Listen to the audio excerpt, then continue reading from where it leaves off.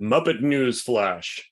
A sword, a few scraps of paper, and a warning. These were the signing bonuses the witches gave the Muppets for earning the job of defeating the Count.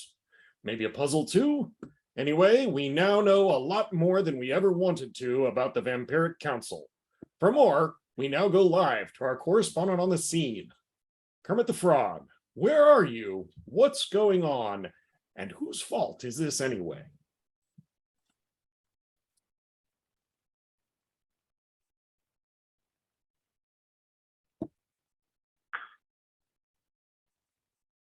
Kermit, can you? Oh, sorry, me, Kermit. Yeah, I'm sorry. I was waiting for. I was sitting there waiting for Sam. I was like, "Come on, man, it's your thing." He is in the middle of the screen for me too. I don't know. No. But yes, I am Kermit. As you know, I am Kermit, and our intrepid band of loyal, noble Muppets have traipsed throughout the land trying to find a gig to play. Rousted nefarious band that seemed to be driven by some evil backer, and liberated several hobgoblins from their tickets and their lives, and moved on to a pair of witches that looked strangely familiar in order to try to hunt down who might be behind this. They interviewed us and found us suitable candidates for freeing the region of this nefarious entity.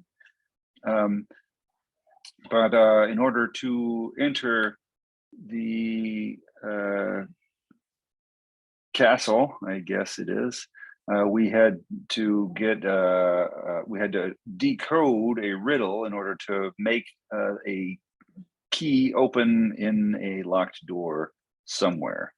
So now we're heading that direction. Okay. Anybody have any summary?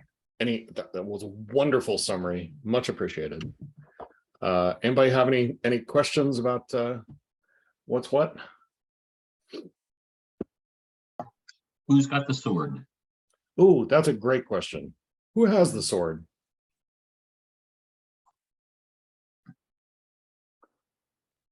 Who wants a good sword? For those who weren't here, who are It could be probably a the most likely sword. to- Going once. It could Take be a a look- take a look cleaver. at take a look at slide 11, and in particular, Chef and Piggy may want to consider whether it makes sense. And then Gonzo, you have that cube now, I think, is what we decided. It had some affinity for you, perhaps. Seems all right. That is correct. And so slide 10 is the root cube. And what you found out about that is that the person holding it can, as a reaction, press on one of the faces, and it takes damage that would have been reduced by an attack to the square root of the damage amount. Hence the root cube. Wah, wah.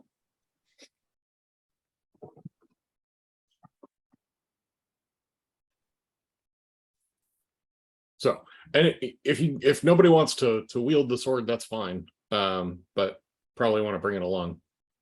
Maybe you want to bring it along. Seems pretty awesome. I mean, if I weren't a cleric, I would want that thing. We could also just give it to Scooter and let him hold it.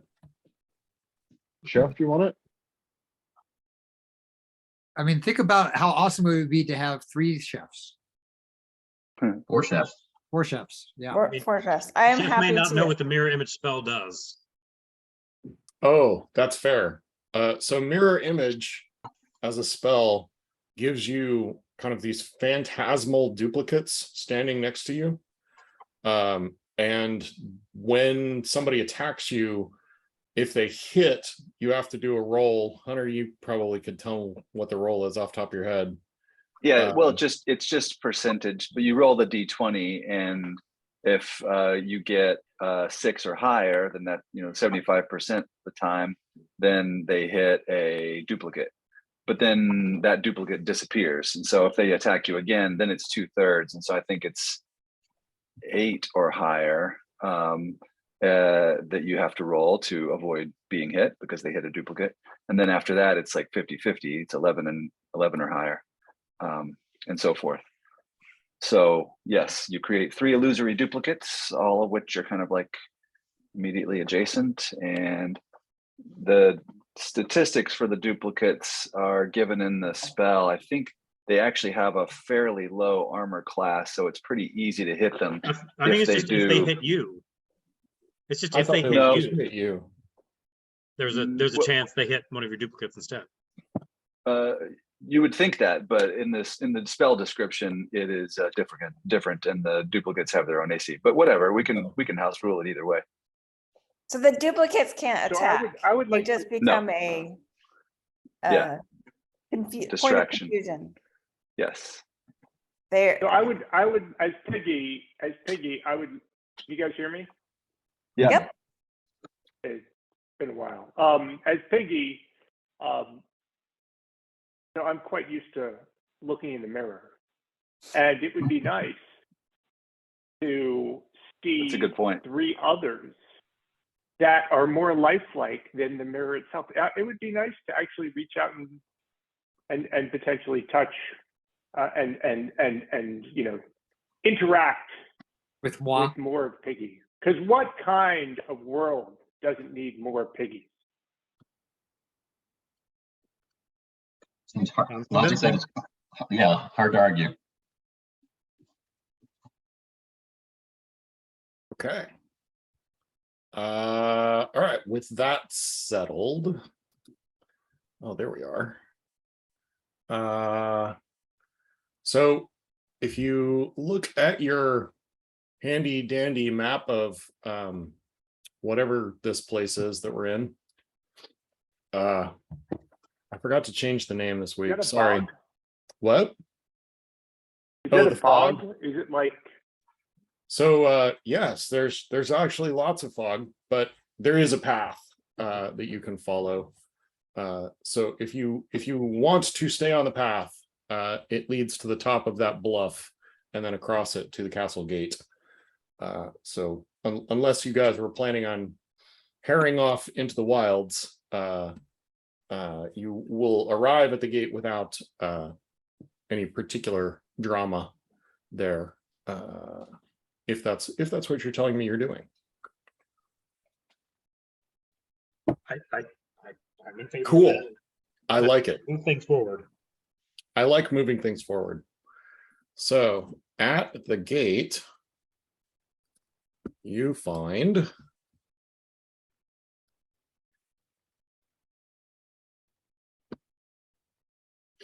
a handy dandy gate with let's see, did we call it a rope bridge? So interestingly, this was kind of fun. This picture I generated using an AI script saying medieval castle bridge gate or something like that. And this is what it came up with, which was pretty awesome. Sorry, where am I looking? I added a couple new slides, Oh, okay, sorry. Let me hit refresh. 15 and 16. Oh, I was trying to pull up Oh. Owlbear Rodeo. This is Glad I asked. We'll get there. Don't worry. I saw a new AI prompt that was Pikachu painted by Monet yesterday. It's pretty good. Nice. So that's why this picture doesn't quite match, for instance, the picture of the Count's castle that you see in slide 9. But hey, we work with what we got. So interestingly, you find at the gate that there's an enormous lock on the door that has 4 concentric rings with 5 spaces in each ring, but there are 6 pieces that lie on the ground. Outside the outermost ring where the ring pieces would go, there are numerals inscribed in the stone. And on each piece, there are words etched to tell you what piece it represents. So Super. how are you going to proceed? how will you fool? How will you beat my devious puzzle? Oh, sorry. With a spreadsheet, I'm pretty sure. Shit. I hate spreadsheets. Note tab 2 Is on the the- Muppet are the campaign rings- spreadsheet. Are the ring numbers from the inside out or the outside in? Yes. So, yeah. and Yes, is the Just answer? to tell people who weren't here last week, this is what we spent the whole time working on last week. Yeah, if anybody wants to double check the work, you can look at page slides 12 through 14, which were the scraps of paper from some prior adventurers' trash that the witches gave everybody. And if you solve it in 5 minutes, I will just go cry in the corner. That's another thing. Yep. Well, considering I had trouble with Zachary's algebra homework, and then I had to remember that distance equals rate times time, I don't think that'll happen. I'm starting from a very low level. Well, we have our, what we thought was our solution, right? So should we give it a shot? We should. We should. All right, so ring 1, So it might be easiest instead of going in well, if you want to do it by we could say what goes in position 1 in all the rings, maybe. that's probably the easiest. So I believe we had position 1, Barnabas, Terrible from Paris, enjoying type AB. Okay. And in ring 2, I believe we have Lestat, the Fierce from Bran, enjoying type B. Interesting. Ring 3, I believe, was Vlad the Monstrous of Salem with an affinity for type F. So what was type F again? Felt, I believe. Felt. Furry blood. Yeah. Oh, felt. And type in ring position 4, I believe, was Orlok the Cruel of New Orleans, type X. And position 5, I believe, was Spike the Devious of Agra, the universal donor. Ah, so why is it that you dislike Nandor the Grim of Melbourne and type A? I just don't get it. He's just hanging out somewhere else, I think. Okay, all right. Well, as you try that, you find that if only I had a, do I have a sound for that? Is it a sad trombone? Wah, wah, wah. Yeah, No, exactly. no. Sad trombone is. Thank you, EO, for donating your sound maker. We will definitely be using that. Donating certainly a strong word in terms of my agency in that one. That's true. And the gate opens to great fanfare from the empty, barren wasteland that surrounds you. Yay. Last week was not in vain. So yeah, good job, all. Well done. You got through my gate puzzle. Okay, so what are you You gonna have do? solved my gate puzzle. Solved my gate puzzle. Okay, what's your So fancy? we're Or- inside or- the main wall around the castle. So Is that what actually, the- what you have here is it's a little gatehouse that guards a rope bridge that goes across the chasm to the actual castle. Go. You know, it looks like it can, you know, it'll hold most of you. And do we see anyone at the castle that's standing guard or watching, or were they just relying on the deviousness of this puzzle to be the barrier that they were relying on the deviousness of the puzzle to keep you out. So okay. Efiosity. Well, I'm not a very sneaky guy. What do you guys think about just going up to the front door and saying hello? I've heard Kermit, worse is this bridge plans. gonna hold us? It looks a little sketchy. I'll go up to the bridge with my hands on the rails, and I'll put my toe on the bridge and push down on the is it wood planks or what's on the bridge? Wood planks and rope. It's Yeah, a so very Indiana Jones and the Temple of Doom looking contraption, but it So I've feels got solid enough. two It feels hands on the solid. rails, and Yeah. it does. So I turn around and I nod to everyone, and then give them the old wave ahead with me. Well, And then I, frogs like, and bears weigh about the same, so good enough for me. That checks out. That checks out. Excellent. Okay. Also, Eagles wearing plate now. Yeah, exactly. So it actually holds up just fine. It seems as though it's just another kind of they seem to have not made an illusion. It actually is a relatively rickety old bridge, but it seems as though it's just intended to look in a way that looks unsafe rather than actually being something that risks all of you crashing thousands of feet to your doom.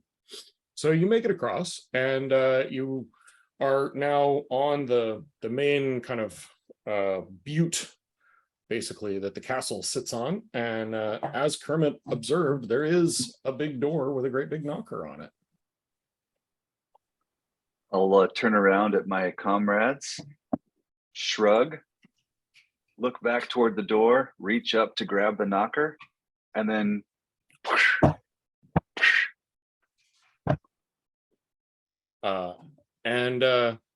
the door creaks open, and an old man with sideburns and small glasses behind which you can't actually see his eyes opens up and says, "Who is it? And what do you want? We weren't expecting guests today." Sir, if I may, we're the Muppets, and we're here looking to try to see who it is that can't think of the right word, that pressured this other band, the Electric Mayhem, to Wait, you're friends of the Mayhem? Oh, well, I guess you should come in.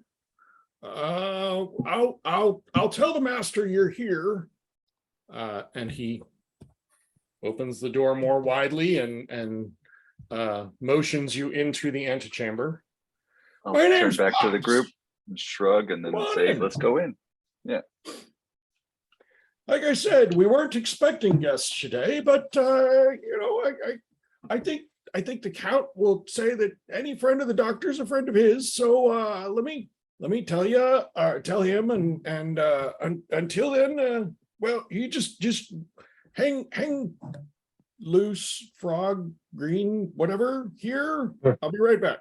And he ducks into you're in a room that has 4 exits plus the one you just came. I'm sorry. Yeah. 4 exits plus the one you just came in. All on the same floor, or is there like a grand staircase, or? There's not a grand staircase. One of the doors, the one that he goes into, is certainly more imposing than the other ones. The other ones look to be doors or entryways, actually, into other parts of the castle. And the one that he ducks into is looks like it's the entrance to the main hall or something like that. You're in this, it's an antechamber, basically. And he's gone for just a moment and then slips back out, closes the door behind him, and says, "Well, the master is busy doing some things that can't be interrupted just this moment, but he asks me to tell you to make yourselves at home for just a little while, and you have the run of the castle while you're waiting, and I'm sure he'll be with you in just a little while." And then Run of the castle, eh? Well, Are there any of course, particular sites you'd recommend we should see? Is there a restaurant or ballroom? all 3 of these entertaining different dour thingamajiggers to these other ways, you know, they all might, and you look at the other doorways that he's pointing you at, and each of them is basically an archway and a little bit of darkness behind that. And what you see over the archway is a little strip of numbers. And he says, you know, you all might enjoy the view from up above, or you know, enjoy the garden, or you know, pretty much taking a look all around. So you guys, you just explore to your heart's content, and then you know, come back down here after a bit, and we'll see if the count's ready then. And Any particular numbers, just random numbers they appear, or they're in order. Right? It's like 1, 2, 3, 4. You know, almost like it was an elevator or something. So Each of them has the same numbers over the door. yeah. Okay. And so he makes himself scarce. Not quite sure where he went off to. So all of a sudden he's just not there anymore, and you guys are alone in the antechamber. and the fancy door is closed? It is. And that's Well, these and that's guys seem kind of nice. Maybe this is all just some misunderstanding. What do you guys think? Should we check out their garden? Maybe kind of got a green thumb, as it were. Do we have any Yeah, idea okay. which one the garden is?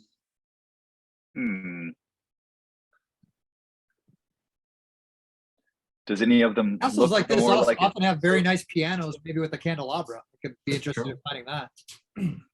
So Pops did not differentiate among the doors, and as far as you can tell, all three of them are essentially identical. Well, I'm no mathematician, but I have heard of the right-hand rule. Let's go in the door to the right. So everybody going in that one? Should we Yes. stick together? Okay. Probably smart. I think we Why? should stick together. So as you kind of crowd in, what you find is that the archway goes about 10 feet deep, and then there's a portcullis behind it. And it's as you know, the first of you go in, the ones behind you see that the numbers light up as each person goes What's that? through and No, G&D's enters still that going. zone. Canceling the still tonight. There was a vapor. Then we can hear you. You can mute him, Brian. Sorry, Or never mind. What? I will point out. Apparently that there's So, like- microphones with them. So like it's counting the number of people in there? It's not, it appears not to be a floor, but it's like a counting, like an elevator floor, but it's counting the number of people. And it goes 1, 2, and then 3, and then but the fourth one, 4 lights up red, as does 5, 6, 7, and 8. Do we hear or see anything else as soon as we start to see the red? I guess I'd like to look around and make sure that there's not like spikes closing in from the walls or No, The door slowly nothing closing. happens. It's just that. What's in there? Is it just a hallway? It's just a short hallway blocked off by a portcullis. What's a Maybe portcullis? I don't even know what a portcullis is. It's one of those The gate gate with the spikes. things. Those Thank you. Iron Hello, gates. gate thing, castle. Yeah. This is not translating to Swedish very well. Yeah. The portcullis. Thank you. And Speaking the my language. portcullis, we didn't hear it shut as we walked in or anything, or as it Yeah. hit number 4. Do we see a handle to release the chain to pull up the portcullis or whatever? No, don't see anything like that. A keyhole, Hmm. nothing. And we could certainly trying have only 3 people in the room and see if that changes things. Oh, We might want to think about which 3 people. Right? Good idea, Rolf. I mean, Well, splitting the party is always a good idea, so we should. It is. There are 8 of us in total? mhm. All right, so, I mean, I'll head out. I'll leave to decrease the number. And I'll go Goes with, down I'll to- goes I'll down go to with 7. Fozzie. I'll go with Fozzie. Down to 6. Still red. Hey, Scooter, come with us. 5 still red. Piggy and Kermit should go together. I will leave. Okay, 4 still red. I'm out of there too. All right, 3 and That's 3 what lights hands. up. 3 lights up green, but the portcullis doesn't open. Okay, so Piggy, Hmm. Kermit, and Gonzo are in there. Okay. Piggy, Kermit, and Gonzo are in that one. Okay, Is somebody And- writing this down? hold on. I go I'll, over to the portcullis and I try to like lift it up. doesn't my- budge. Feeble little arms. Yeah. How about for Piggy? We Piggy will should- do the same. We could maybe go into the other ante rooms so that they are Yeah, all. let's try the next one. Okay, so who's going into this one? I will. I'll go along too. Maybe Well, all it's 5 of okay. us should go and see what happens with the floor. Sure. Why not? Wait, there's 5 of us, right? Yeah. Yep, There are should 5 5 left. of you. Yeah. Yeah. So again, you find that the numbers light up and they light up until they turn red at 4. And then 5. Kermit yells at you that the 5 is red. And it appears that Oh, It's it's red in our hilarious. room also, even though they're in the other room.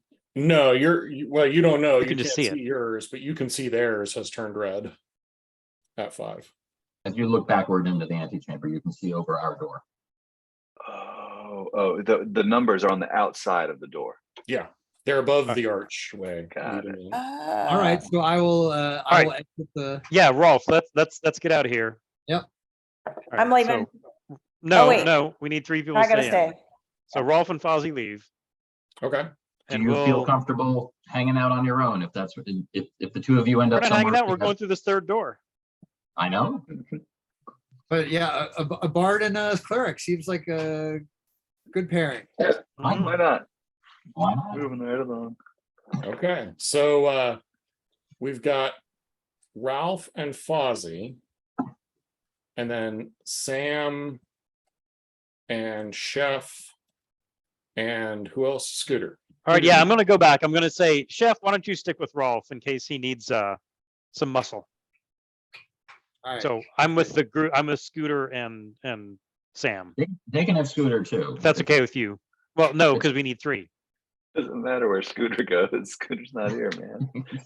Okay, All so right, so yes, let's see if we need 3. Yeah, maybe So- we do. so Chef So- and Ralph are gonna go into the third room. Scooter, Sam, and Chef are in room number 2, and Piggy, Kermit, and Gonzo are in room number 1. Scooter, Sam, and Okay. Fozzie. Scooter, Sam, and Piggy, Fozzie. Piggy, Kermit, and Gonzo, Sam and Fozzie, Yep. and Chef, Ralph, and Scooter. Yeah, I think Got Scooter. that right?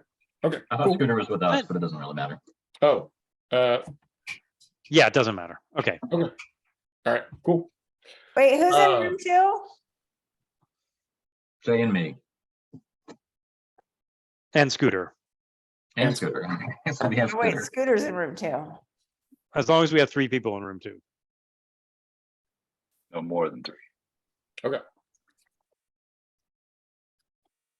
Hold on one As second. any, okay. Yeah, sorry. I'm doing some things in the background. Sorry. Okay, so as you get when the garden, the Sam, Fozzie, and Scooter one gets to 3, and the 3 turns green on theirs, the others can see. And Chef and Ralph are left as 2, and pops back out in the room and says, "Oh, sorry about that. This one's a little touchy," and kind of puts his foot on, and at that point, the 3 lights up over the one that Chef and Ralph are in too, and a few things happen at the same time. One is that the portcullises in front of you go up, and the other is that the portcullises behind you now go down. And yeah, sorry. We couldn't think of a better way to railroad splitting the party up. I'm sorry. Works just fine. And it's got a Cool. counting theme. Exactly. Okay. So let's start with Chef and Ralph. You find that the delightful passageway that you've chosen goes and starts actually trending downwards and spiraling eventually downwards. You get the sense that based on the geography of the castle that you saw, you might be headed towards the bottom of one of the corner towers. And about 3 levels down, not passing any doors or anything like that, you come out, into a area, and the best one that I could find to deal with this is loaded into Owlbear Rodeo at the moment. We're gonna have to see how well we do with Owlbear Rodeo switching between maps, but that's the idea. So if you guys want to go ahead and put yourself on here, what you're in here is a midden heap at the bottom of the tower, and man, it smells disgusting. You say that again, a what heap? A midden heap, the trash heap. We're in the trash pile. Castle. You're in the trash pile. Hold on, with Owlbear Radio, Yes. the game is Octopodemos, right? No, it's not roll 20. It's not roll 20. I know. Hold What's on. the, I'll put the link in Slack real quick. Oh no, Yeah. I'll just do it in the chat. To say I have forgotten how to put myself on the, Okay. wait, do I just drag my, yes, I do. Yes. Oh, all So right, it's- can some of y'all see the thing? Because I can't. So I have successfully placed myself somewhere. I Oh, don't see anything. I see a green looking thing. I see nothing. yes, but I don't see you. I am to the lower on. right-ish. Oh, hey, I see Ralph. Oh, This is Awesome. Over Rodeo, right? Yep. Yeah. Yeah, I don't see I shit. put the link in the chat. Oh. Oh, Just be patient. So Ralph, why I would say where you seen a lot of started is people probably join. fine. There you go. Sam the Eagle left the party. I'm rebooting it. Sam, rebooting. Ghosted us. Oh, no. didn't even say goodbye. I can't see it. I can't see the map. No, I can see the map. Excellent. Yay. Okay. And Chef, do you want to put yourself on? I'm sorry, I'm having some issues here. Okay. I'm trying. No I can problem. see the map, sort of. But it's way over to the side in some weird way. Oh, wait a second.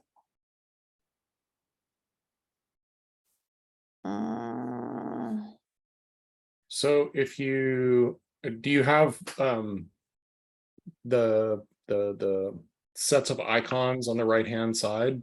Yes, Do you have the hand selected, the I move have the tool? hand selected. There's the Oh, map. hey, I see you. You see me? Yeah, you're oh no, that's Piggy. Yep, Oh, I don't that's see Piggy. Piggy. I just see Ralph. Piggy is off the map to the Oh, northeast. okay. How do I put an icon on? So the icons, you click on one and then drag it over.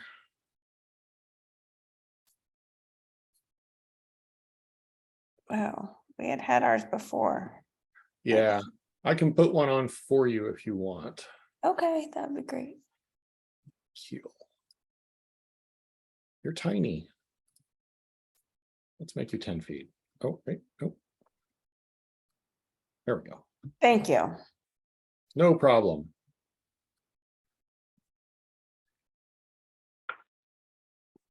All right. So you guys are about there.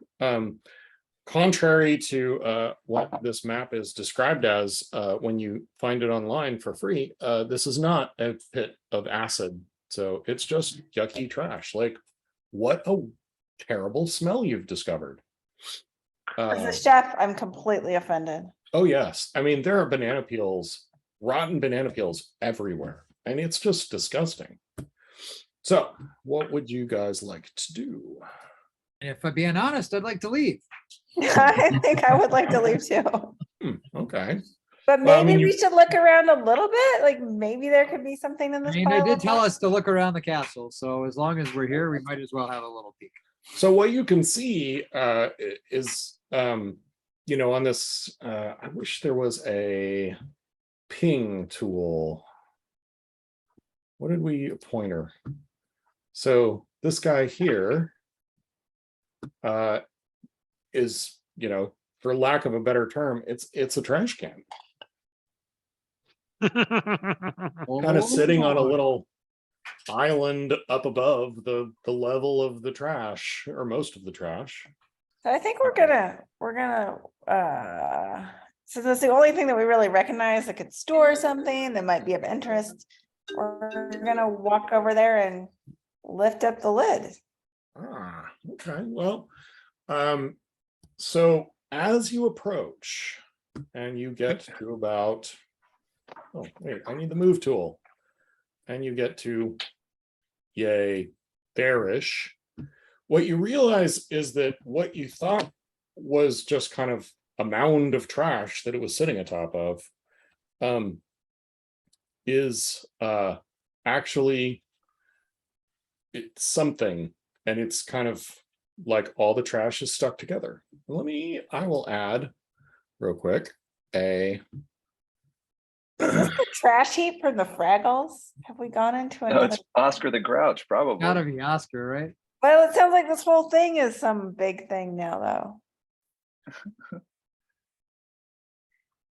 though. What you find is Trash. that this thing, which is, it's vaguely greenish, and you can definitely see where there used to be tufts of felt, is a transformed Oscar the Grouch.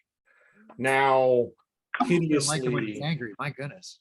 yeah, hideously become a for lack of better thought, trash elemental.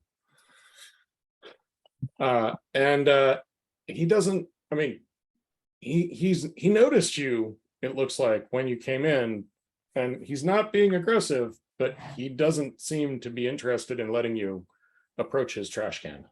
He seems a bit grouchy. Bingo.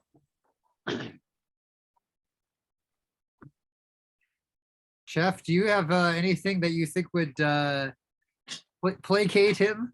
You have a dish that you've whipped up recently that you think this guy might enjoy, maybe a birthday cake or some other sort of celebratory thing to share with this? Yeah, I've got let's see, in one pocket, I've got a pile of Swedish cookies. Oh, what about the Swedish fish? Do you have any of those? I mean, people Yes, love that them. might actually stick his mouth together. So we could give him a little bag of Swedish fish licorice and some cookies and see if he likes them. So you want to have a conversation with him, or? Yeah. Yes, I think we're going to talk to him. Oh, I very politely say, I am a master chef and I like to share my treats with others. Would you like some cookies? Cookies. I can't do an Oscar voice. I'm sorry. I'm finding that I'm really not good at doing voices as a dungeon master. It's a bad weakness. Cookies, I eat cookies. Why are you people here? Should you play him a song, maybe? Well, we were here to visit the man of the castle, but we were told to have a look around, and we came across your fine trash heap that you have down here in the well, what do you call this place actually? It's my trash heap. Exactly. It's my trash heap. Yeah, well, I hate people. But that guy. you're in luck. I'm a dog. I'm not actually a person. Okay. I have a lot of sympathy for that. I mean, some people say I am man's best friend, but I'm really actually mostly a dog and a bear's good friend. So not too much to worry about there. Sorry, But I am merely a chef. Well, if you're friends with that jackass, the Count, you're gonna have to go, or we're gonna have words. I mean, well, we're having words now, but we're Yeah, gonna I mean, have more than that.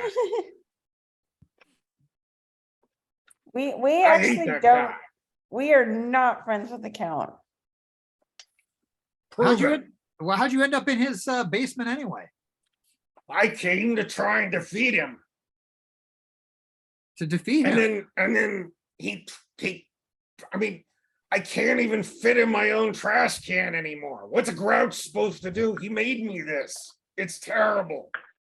Well, I think we may be united in a common purpose. We hear that the count has been causing trouble in the village, and we think we wanted to figure out why he was doing all these things, and perhaps you might be interested in joining our group of ragtag adventurers. I'm not. I mean, I know you're not much of a people person, but as I said, the good news is we're not really people. Well, I'll think about it, but I think you guys should probably know. You may not see it, but if you look behind you, unfortunately, there's something in the garbage that's going to try and eat you. I guess I won't, but if you guys survive that, maybe I can help you somehow. And you turn around to see that behind you, spreading up through the garbage, is a black ooze, a really disgusting black ooze. And we will roll initiative, but we'll pause there for the moment and turn our attention to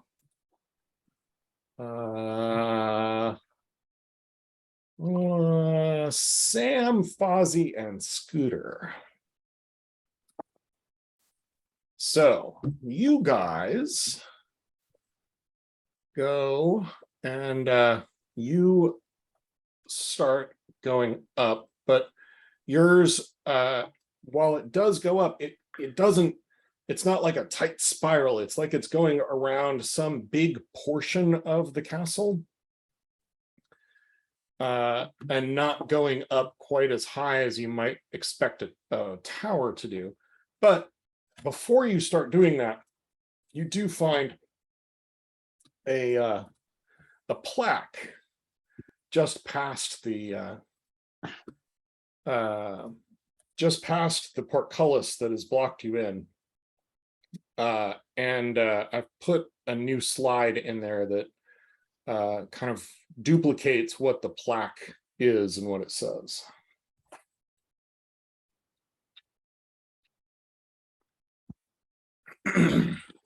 So, as you go up, you hit a landing and the stairs turn to the right. There is I would use the word webbing, but it's not spiderish at all. It's just this massive construction of ropes that are blocking the path across. I mean, they're kind of knotted together and they're just strung and nailed to the wall in a way that just clearly is intended to block you from going forward. And so that is blocking the only path forward. Yeah, Okay. exactly. And that's how Scooter perishes. Right there. Yay! Good seeing you guys. Actually, Dr. Jones, just to give you the quick catch up, the party is exploring some of the towers of the Count's castle as they await his pleasure of waiting on them. You are you showed up at a propitious moment. Oh, okay. As you, Sam, and Fozzie find yourselves in a corridor that's seems like it's going around a big portion of the castle itself, kind of the keep. And if you look at slide 18 of the party slides, you'll see the plaque that kind of gave you a warning at the entrance of this tower, or this passage. This passage. All right, cool. Yeah. Thanks. And you just came to at the first landing, you came to a very obviously handmade construction of ropes and such strung across the pathway to block you. So what do you guys want to do? Looks like an opportunity for a fireball. Right? Can we just push through it? No. Absolutely. You guys have edged weapons and things like that. They're just ropes. So All right. you turn the corner and continue up, and then you find another landing at which the stairs take another right turn. And at this one, there is a hastily constructed masonry wall that seems intended to try and block you out, but it's really poorly done. It's it might take you a moment to shift through, but do you guys want to? What do you want to do with that? I mean, what I want to do is pull out my, from who knows where, pull out my drums and play a rim shot. And cast the rim shot / thunderclap cantrip, which should, I tell Sam and Scooter back up, and I pull out the drums, and Nice. hopefully that does And something to the bricks. The wall, it collapses over, and nice. Oh, hold on. Let me see. Do I have one? I've got an app just for this. No, that's a gun. That wasn't what it was supposed to be. Yeah, all right. I'm gonna have to work on that. Anyhow, so you're able to get up, and this time the stairs lead up, and you come out to, oh boy, I hope this doesn't cause me to lose that, because I don't want to, but there is a beautiful plaza garden. Nice. I mean, it's beautiful for Broveria or Aborivia or wherever it is that we are, meaning it's, green for once. And most importantly, there is, this is the downside of not having done this. So yeah, you guys are coming out from that south entrance. There is exactly right. There is a very large so there are a couple trees here, which is the first deciduous trees you guys have seen. Most everything else you remember has been just ghostly conifers. But what you find is there is a massive tree over in the one corner over here. Jones, do you have the owlbear open? I do have owlbear open. Okay, so I should drop myself in there. Let's see. Sorry to interrupt. No, thank you for reminding me.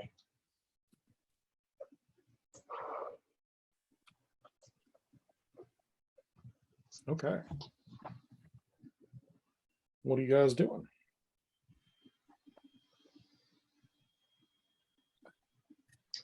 So sorry guys, do we have a long-term plan for the exploration? There was a particularly large tree. Wow, this place looks great.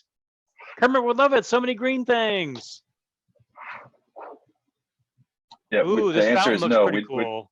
We don't have a long-term plan. We kind of decided to just take the frontal approach. We came in the front door and told him that we were looking to speak with the Count, and the butler guy went off to get him and said, well, the Count's busy, but you guys can explore around the castle. So we're just in typical Muppet fashion, just kind of bumbling along, innocently bumbling along, but we got split up.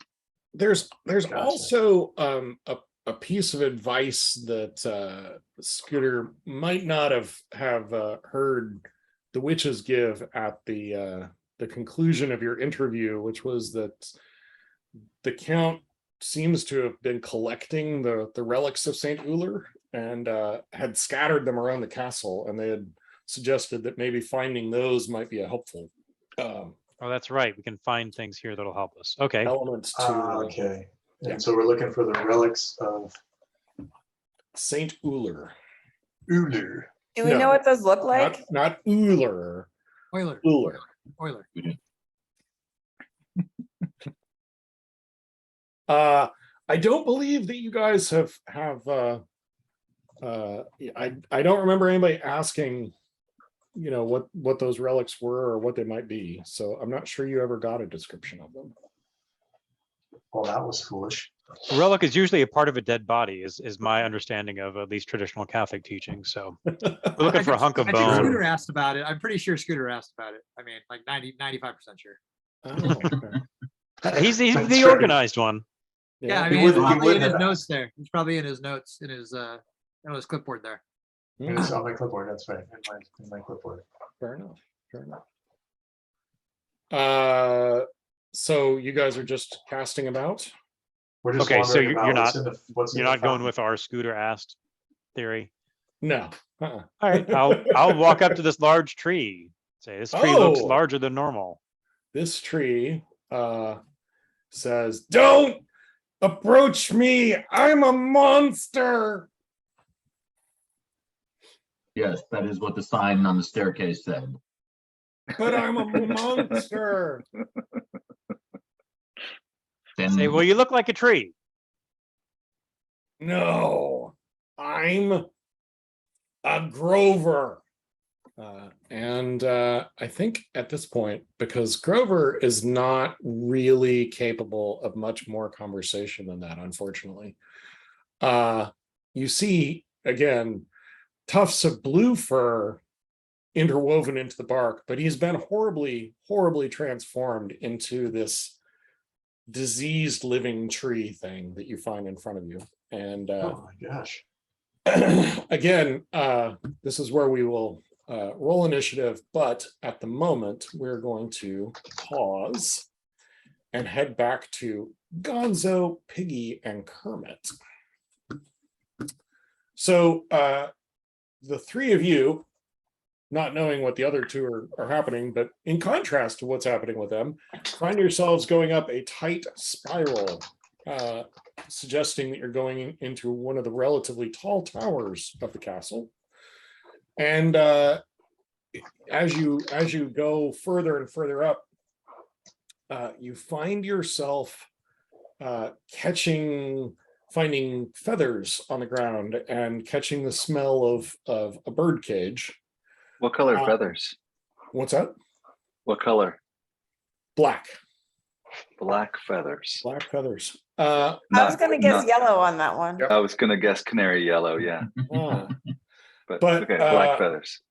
Approximately, a number of stories up, you come to a landing, and at the landing, there's a writing desk, and you intuit that what you're finding is some sort of rookery where the Count keeps the birds that he uses to send his missives, because on this writing desk you find a couple letters, and I'm going to put them into the thing right now.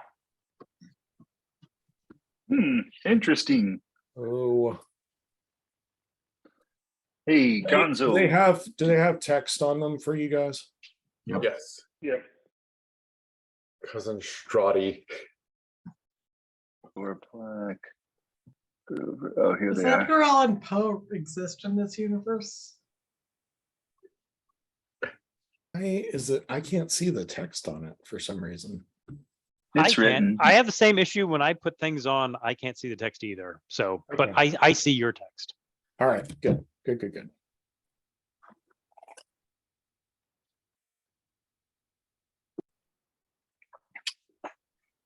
There's a misspelling. It says Barovia instead of Broavia. Hmm.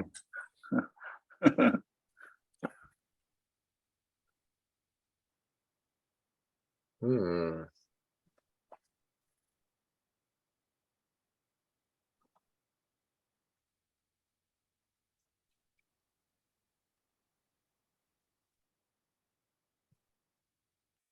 Oh, that's from a different place. That's from Barovia. Okay.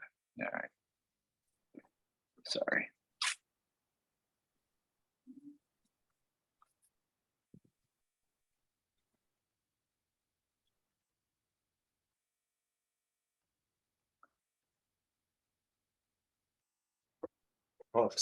Pops and Willie. We just met Pops. Pops was who we met downstairs. Yeah, Pops is like the doorman or whatever. Or the Butler butler. guy. He hasn't, I guess he was writing the one on the right just now. You should check and see if the ink is still wet. Yeah, I'll reach smudges. over and oh goodness, this ink is fresh. Piggy, Gonzo, I think the count may be somewhere nearby. What kind of bird does a vampire change into? Or do we probably don't know he's a vampire, do we? We just solved the puzzle can we look about the around? Vampire Council. Oh, that's true. That's true. Well, yeah. And plus, they don't really turn into birds. I was just joking, but how is a raven like a writing desk? I don't know. How is a raven like a writing desk? If only I don't- Fozzie, if only Fozzie were here. And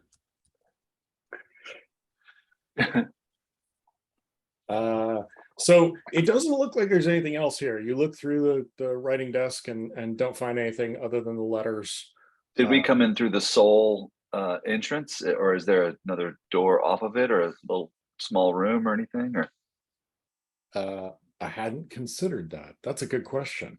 well, No, you came in through the only entrance. Yeah. and are there windows, I assume, for the birds to leave when he ties a missive to their leg and sends them out? No, but you haven't reached the top yet. It's just a landing on the. Oh, okay. So there's another way to go. It's yeah. You can continue upwards. Let's keep going then. Let's do it. Are there any Keep other going up. birds here, or no? No, there are just more feathers and bigger feathers. Yeah. Yeah, let's go. All right, we'll head up. Yeah. Gonzo, anything about these birds that are especially dangerous that you figure, or do you think they're just ravens? Can I stare at one of the feathers and try to roll insight to figure out what kind they are? Give me a nature check. Nature. All right. Yeah, -1 on that. 15. Ooh. You know, for a 15, I'll tell you, they appear to be vulture feathers. Okay. Larger than ravens normally would be, and not quite as black as you might think, but yeah. All right, let's keep climbing. Vultures. Who uses vultures to carry messages? Seems highly inefficient. They just kind of like glide up there, and they don't really like. I don't know. Okay. All right. So as you go up another level, what you find is that the spiral staircase leads out to a crumbling flat top of a tower. Gives you a nice view of the fog. You can barely make out the scary hanging rope bridge that you guys crossed. But oh, sorry, go ahead. How high would I guesstimate we went up? Like 10 stories? A fair amount, 5 stories? probably 70 or 80 feet, 7 or 8 stories. Yeah, it's it's the tallest tower you guys found. I'm sorry, it's the tallest tower of the castle. So And on Owlbear Radio, we have got a nice map to suggest the top of this tower. What you see on the top of the tower is a bunch of big nests. I mean, like big nests, but not like, you know, car size. They're just really big birds that must have made these nests. There aren't any present at the moment. There are things that you might expect in, you know, scavenger nests, bones and the such like. And as you do a count of them, you figure there are probably maybe 6 nests. But what strikes your eye as you transit the top is, and again, I don't have quite the icon to do it, but this here, what it is actually a massive geode that has been split open. And on the inside, it's, you know, full of what is it? It's not amethyst. That sparkly nice crystal on the inside, but it's vaguely egg-shaped is the odd thing. So, and with that, we would roll initiative with you, but we're going to switch back and do the midden heap first. So let's, yay! Hey, it actually preserved wherever. Yeah, that was slick. I love it. That worked nice. Oh, I was so worried. Okay, so Ralph and Chef, let's roll initiative.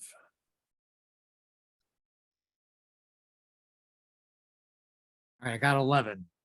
I got 12. Okay, and I need a 0. Actually, I'll need a 19 and a 0 just in case.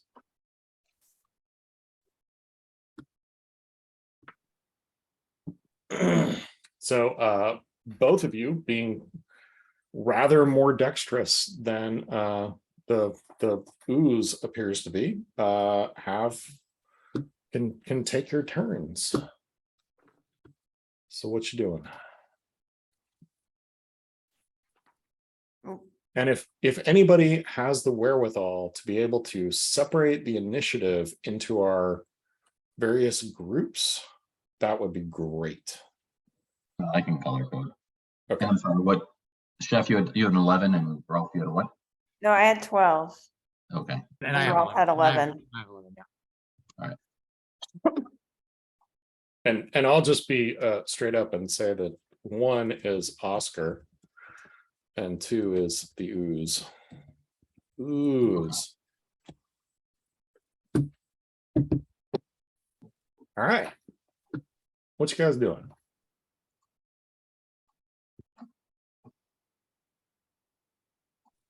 Ralph, you're going first, yes? No, you're first. You got the 12. I got the 11. Oh, it goes the other way. Okay. I am I look back at the ooze in horror because clearly it has been derived from some terrible kitchen accident, and I will turn it into compost. Okay. So, I am going to approach the ooze. How do I move myself? Approach the ooze. And I am going to attack with my meat cleaver. Awesome. Yes, meat cleavers are quite awesome. You are correct. And I roll a natural 20. Holy cow. That's It's a critical awesome. hit, It's a critical hit. which means some things. Okay. What does that mean? Hold on. It means you double the damage of your dice, except I have some bad news. What? An ooze is going to, so your cleaver does slashing damage, and you find, give us a roll. Give us a roll on damage here. What are you going to do? D8. I roll 3 plus 4, 7. Okay, and so the dice gets doubled, not the plus, but just the dice roll gets doubled. Oh, okay, so 6, so 10. 10. Okay, so you find, whereas normally you would have done 10 points of damage, here you do 0. But you do manage to cut the ooze in half. It just doesn't take any damage. And what you find is now you are facing 2 oozes. 2 oozes. Is exactly right. Oh, whoops. We'll keep that just in case it needs it later. This is going great so far. You can ignore that one. Are they You smaller will be. oozes? They are smaller oozes. Oh, It that's does good. appear that you have literally cut the ooze in half. And so I'm going to need another slot at 0. What the fuck? I mean, if the oozes all have 0, then can't they just occupy the same initiative slot and you keep track of how many there are? That would be nice, wouldn't it? But that's not the way that my brain works. So Okay. Got it. All right. Well, while the oozes get themselves settled, I turn to my friend Ralph and say, should I attack again, or do we have a better plan? What else do you have besides cleavers? I have Swedish fish. I Are have they a very confusing manual from IKEA. are they explosive fish? I have no explosives. But There's explosives probably would be things very that- useful here. Yeah, it seems like an oversight. No kitchen explosives. Let me see what else I have. I have Every well-stocked kitchen should have explosives. rations. I have rope. I have 10 torches. I mean, you could try throwing a torch at one, see what happens. I don't know. What else you got? I've got waters, like a water skin. We could boil water and throw boiling water at the ooze. I mean, do you have one of those kettles that heats things really fast? I mean, I have a trash can right there. Put water in the trash can, put some flame. Don't know It seems like a how- long-term plan. I mean, it takes a long time to heat up a trash can of water.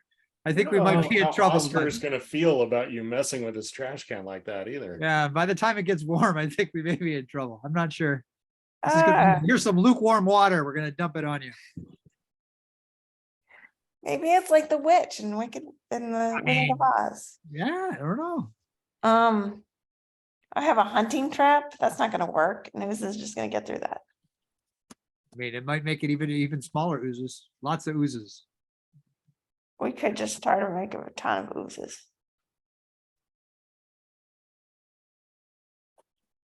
Maybe if we cut them up and we get them small enough, we can stuff them in the trash can.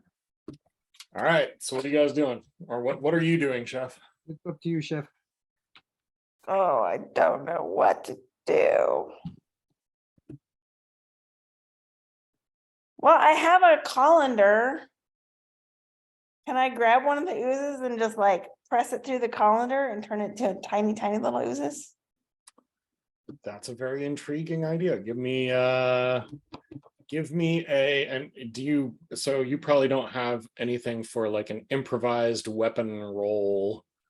But A Give me- colander give me- roll. a what? A colander roll. Everybody. There you go. Give me a roll, just an unarmed attack roll. Okay, so that just means roll a d20 And probably add your strength bonus. I think probably. add your strength bonus, yeah. and strength bonus is what, 14. You hit it easily. And here's what I'll give you. You do manage to split this black pudding again.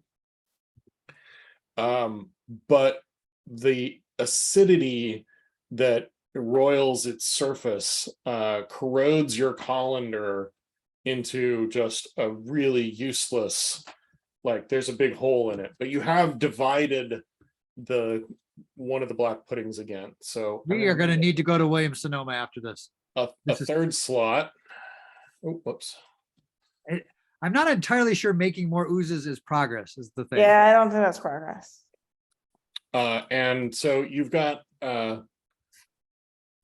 now 3 oozes, one of which is roughly twice the size of the other 2.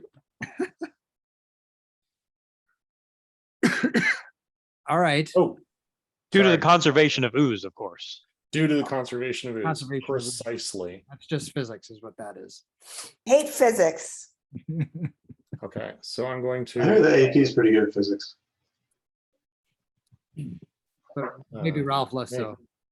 Yeah, that's right. Playing characters here. Hmm. Yeah. If only we had a biologist who understood slime molds. It's the sort of thing that could really help. Let's see. So how close are these oozes together? Pretty close? They're pretty close. It looks like they are. I mean, you're 20 feet away from all 3 of them, and the big-ish one is 20 feet from the smallest one. Okay. But Chef is right there, it seems. Unless, Chef, are you done with your turn, having done that? Having destroyed your colander? Yeah, I'm like crying. I'm so sad. That was my great Oma's colander. Man. It's been Maybe holding fermented may- fish for Maybe, generations. maybe somebody, oh, wait, hold on. Did that come through? The first wah of the wah wah came through. Man, the noise blocking. Yeah, so sad trombone. But maybe somebody would be able to cast a mending cantrip or something like that later. Who knows? Hold up, Dad, don't you have the sad trombone on the noise machine? This one?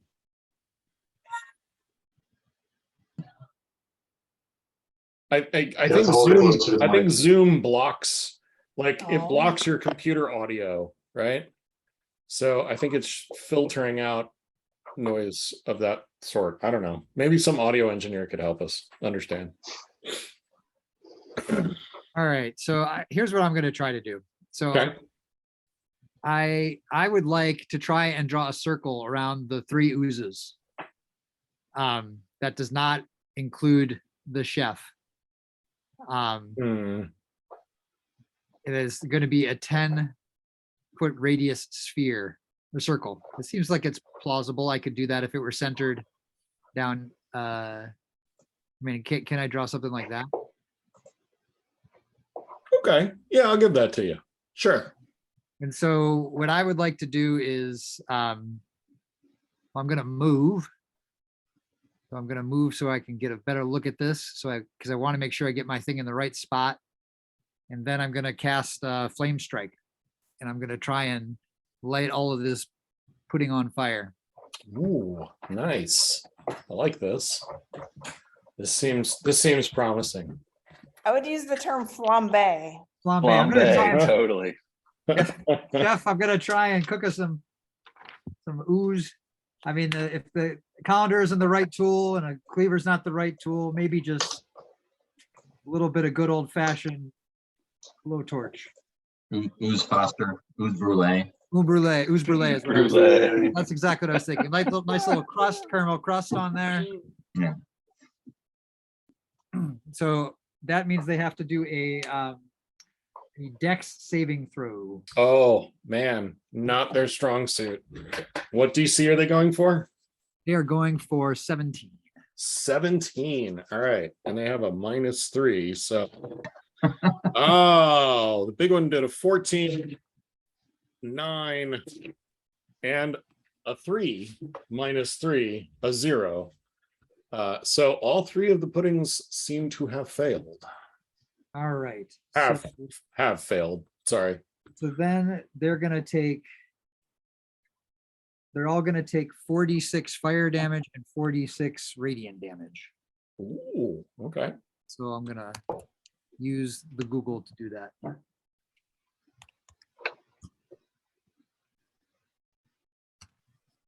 I'm gonna try.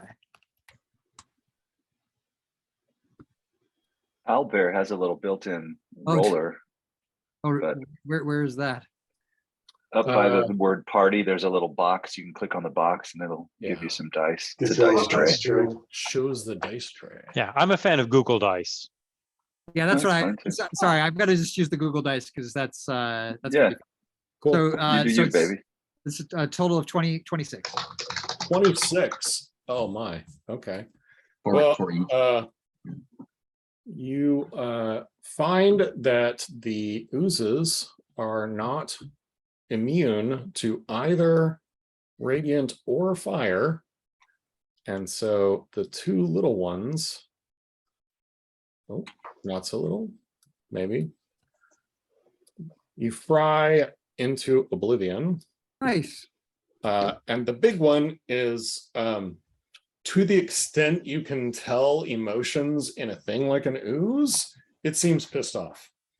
I mean, I guess, I mean, it's that's just what- like, I guess that's what we were going I- for. I don't know. I'm not sure we were trying to upset the use, but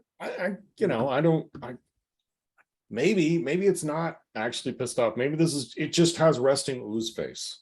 oh God. All right. So it is now the ooze's turn. And it is going to it creates this pseudopod and tries to slap at Chef. And it gets a 12. I assume that does not hit, right? That does not hit. Man, good things. Good things. All right.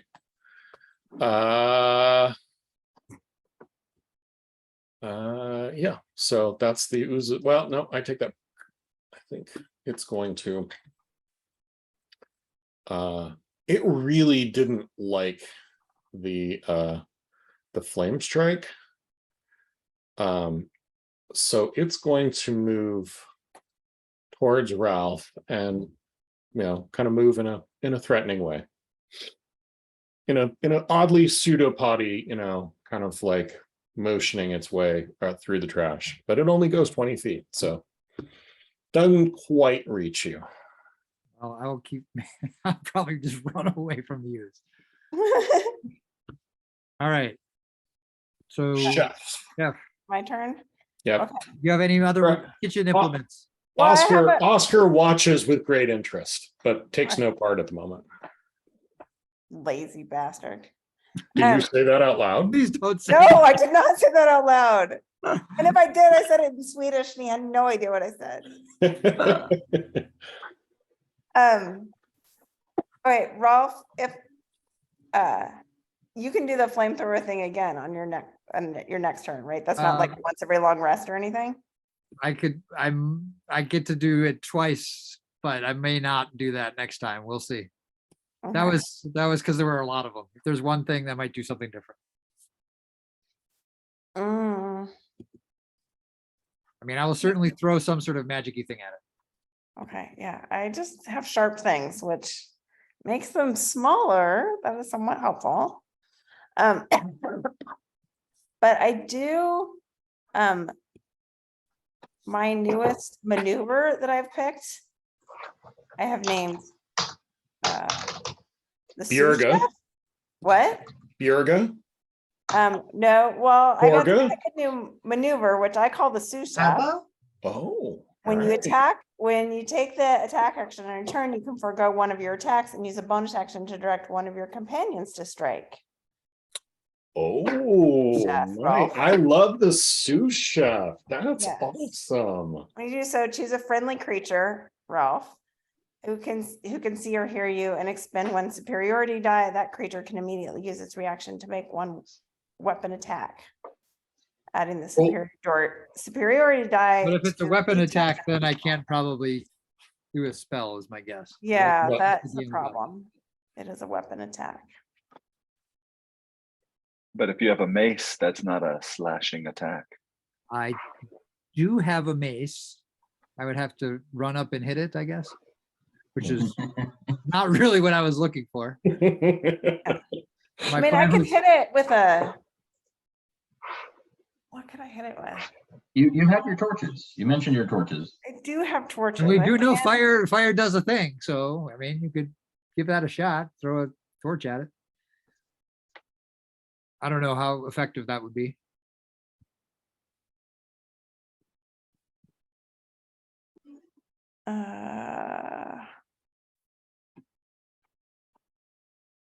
A crowbar. I probably have some pot lids. I have. a Those are can more, those are opener. probably more for defense though, the pot lids, right? Yeah, yeah. I have, this thing's very acidic. You have any baking soda? That's what, yes, I do have a large bag of baking soda. So I could just throw baking soda at it. That's just plain nasty. Luckily, it's I'm a large- hoping it'll like do that really weird fizzy thing, like when you put bleach Like a on little it. volcano situation? Yes, make a Like little. a little volcano. Is that what you're doing? Yeah, I'm gonna. Oh, all throw right, baking cool. soda at it. So you're throwing baking powder at it, right? Maybe a Baking container, soda. a Baking container. Baking soda. soda. I'm sorry, baking soda. No cream of tartar. I mean, isn't baking powder just the same thing with salt? It's got cream of tartar in it as well, Cream I of think. tartar. All right. Okay. I mean, because pouring salt on it might also, be an interesting experiment. Okay, so give me a roll to hit with a ranged weapon. I rolled a 15. That hits. And I'm gonna say as an improvised weapon, I think give me 1d4 damage. I think this is a brilliant idea. I like this. It's probably vulnerable to baking soda damage. I would yeah, I think that's probably right. I rolled a 2. All right, we'll call it a 3 because it is vulnerable to basic attacks like this. All right. It was a rather basic attack. Oh, hold on, It was, basic. it was a pretty basic attack. I agree.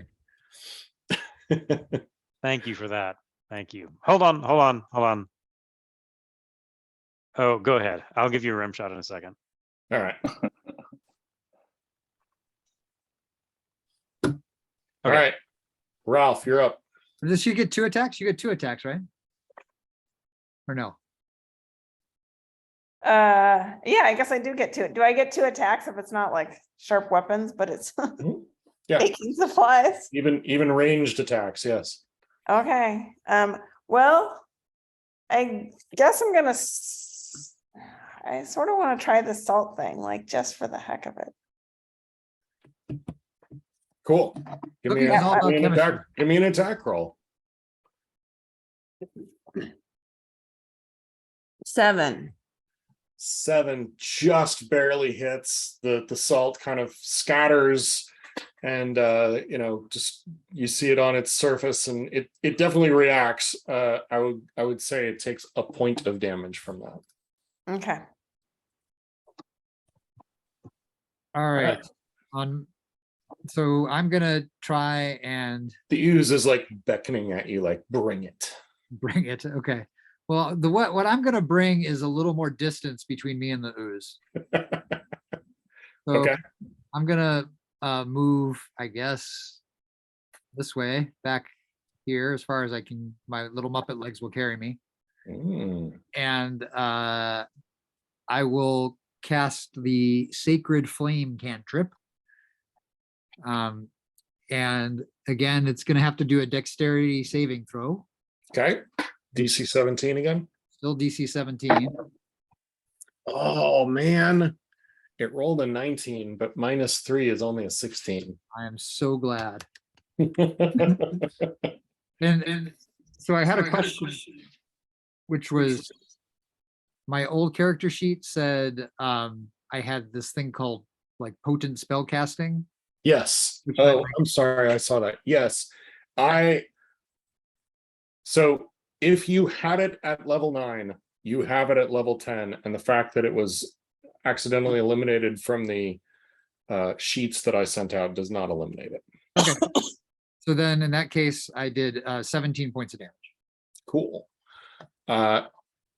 It is going to just kind of melt into the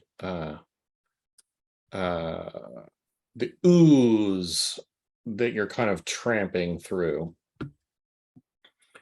And you don't see it at the moment, but it does not attack you.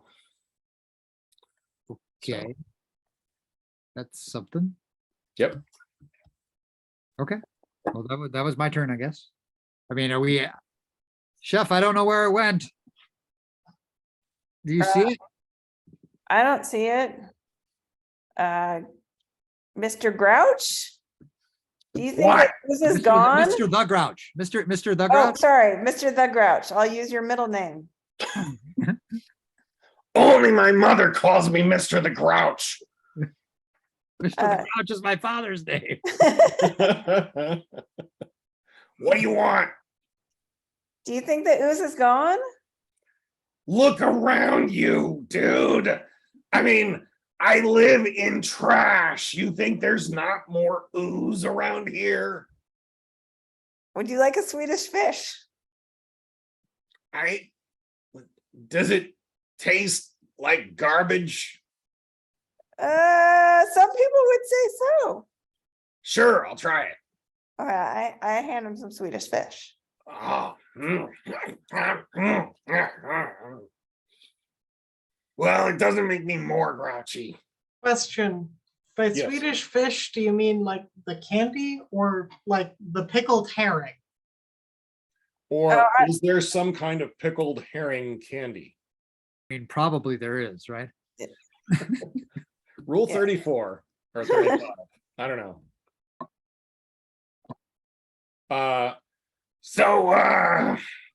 You know, I don't know if it's gone. You know, it just kind of comes and goes, but I bet it will be back if you don't hurry up. So what are you gonna do? What do you want to? You tell me what your great magic plan is. Mr. The Grouch, we heard there might be things in this castle that could help us get rid of the Count. Have you seen anything like that down here in your trash pile? Well, I mean, when I showed up, I was prepared. I had all of the info on the Vampiric Council. And That's how you get in. We know about that. That's how you get in. Because those witches, they totally took it off me. Oh. And, those guys. Oh. Anyway. Wow, doing this voice is hard. So I'm guessing you want my trash can lid, isn't it? That's what you're really here for? Do you think it would be helpful in our fight against the Count? If you do, then yes. Well, I mean, the witches gave it to me, and they probably expect me to give it to you. That sounds like it could be extremely helpful. We'd like to at least borrow it. Okay, you have to bring it back, and I know where the dents and scratches are. Did you want us to make more, or do you like the way it is? Well, don't make less. Okay, we won't make it. We won't polish it. I promise. Or fewer. Whichever's appropriate. Neither of those will happen. We'll probably hit some monsters with it and make some more. Or the monsters will hit us. I mean, either. So, wrong slide deck. So he gives you what is clearly the most polished part of the trash can, and it it's kind of odd. It looks like perhaps he's just been improvising this as a trash can lid, but you don't want to probably ask him where the original one went. It's a shield. Okay. Is it in the? I don't see it in the. I just It's put it slide in 21. slide 21. Oh, okay, there he is. Sorry. Hey, that looks familiar somehow. Doesn't it? You think I might have reused? I mean, probably it's a standard trash can lid is the thing. I mean, Yeah, it's probably, exactly. yeah. Exactly right. Okay, well, thank you, Mr. the Grouch. Let's hey, Swedish chef, so should we take this and head back towards that portcullis? Mr. the Grouch, do you have any idea how to get that portcullis at the top of the stairs? I never leave here. Okay, I'm stuck. got I it. mean, how do you even get a trash can to move? I don't understand. So, no. all Well, right. I think we're gonna head out. All right, sounds good. And we will shift the scene to the garden. All right. EO, you're up. Okay. And we should roll initiative, right? Yes, absolutely.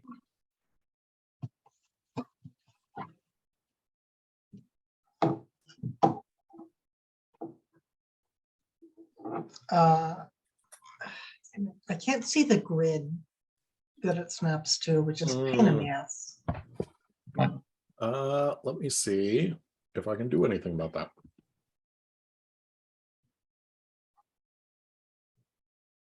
Also, these distances are way bigger than you think they are.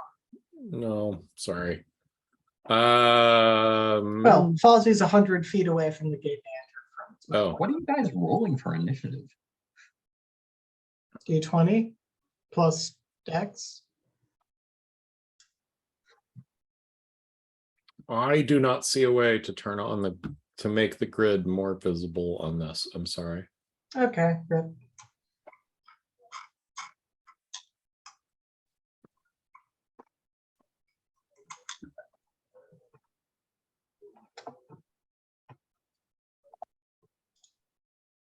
Okay.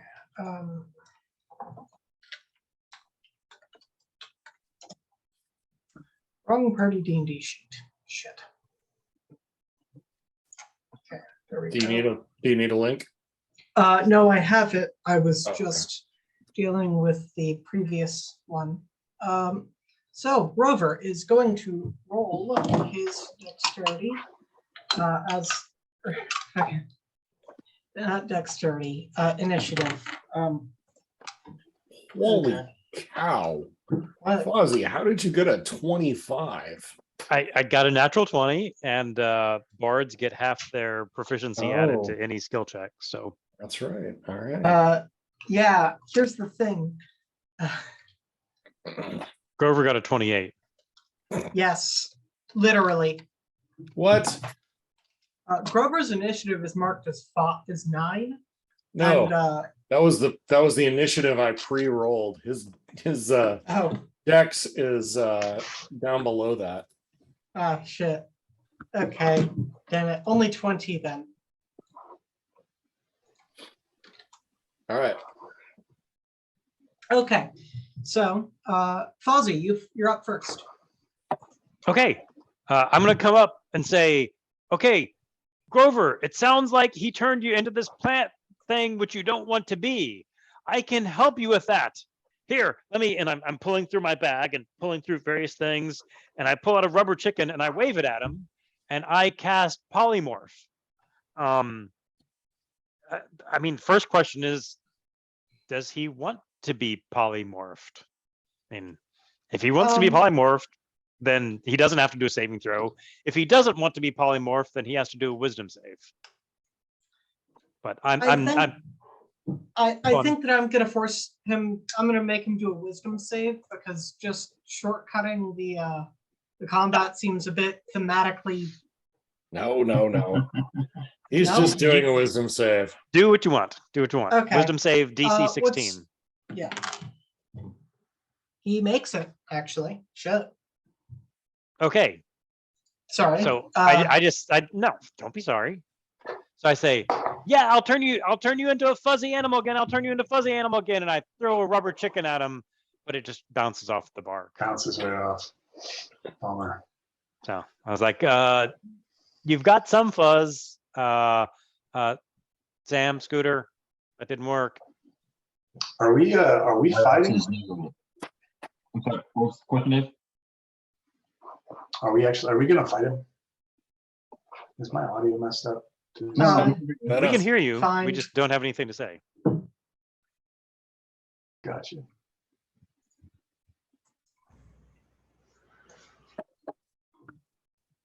So just a point of question here. Have we done a long rest since the last time I was here? It's been quite a while. we did. We have.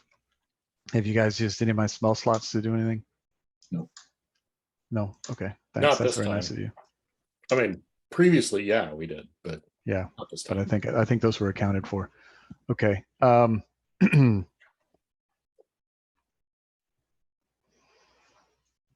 So do we think he's a guy we're fighting with? Help me out, Fozzie. Gosh, Fozzie, I don't mean, know. what do you Should we be have trying that to won't fight- hurt him should we too be much, trying to but it'll fight maybe Fozzie? stop him from attacking us, but won't hurt him very much. I could slow him. You could slow him. I don't know that slow is all that great though. Slow is pretty great. Is slow pretty great? Slow is pretty great. All right, I'm gonna cast a level 3 slow on him, which has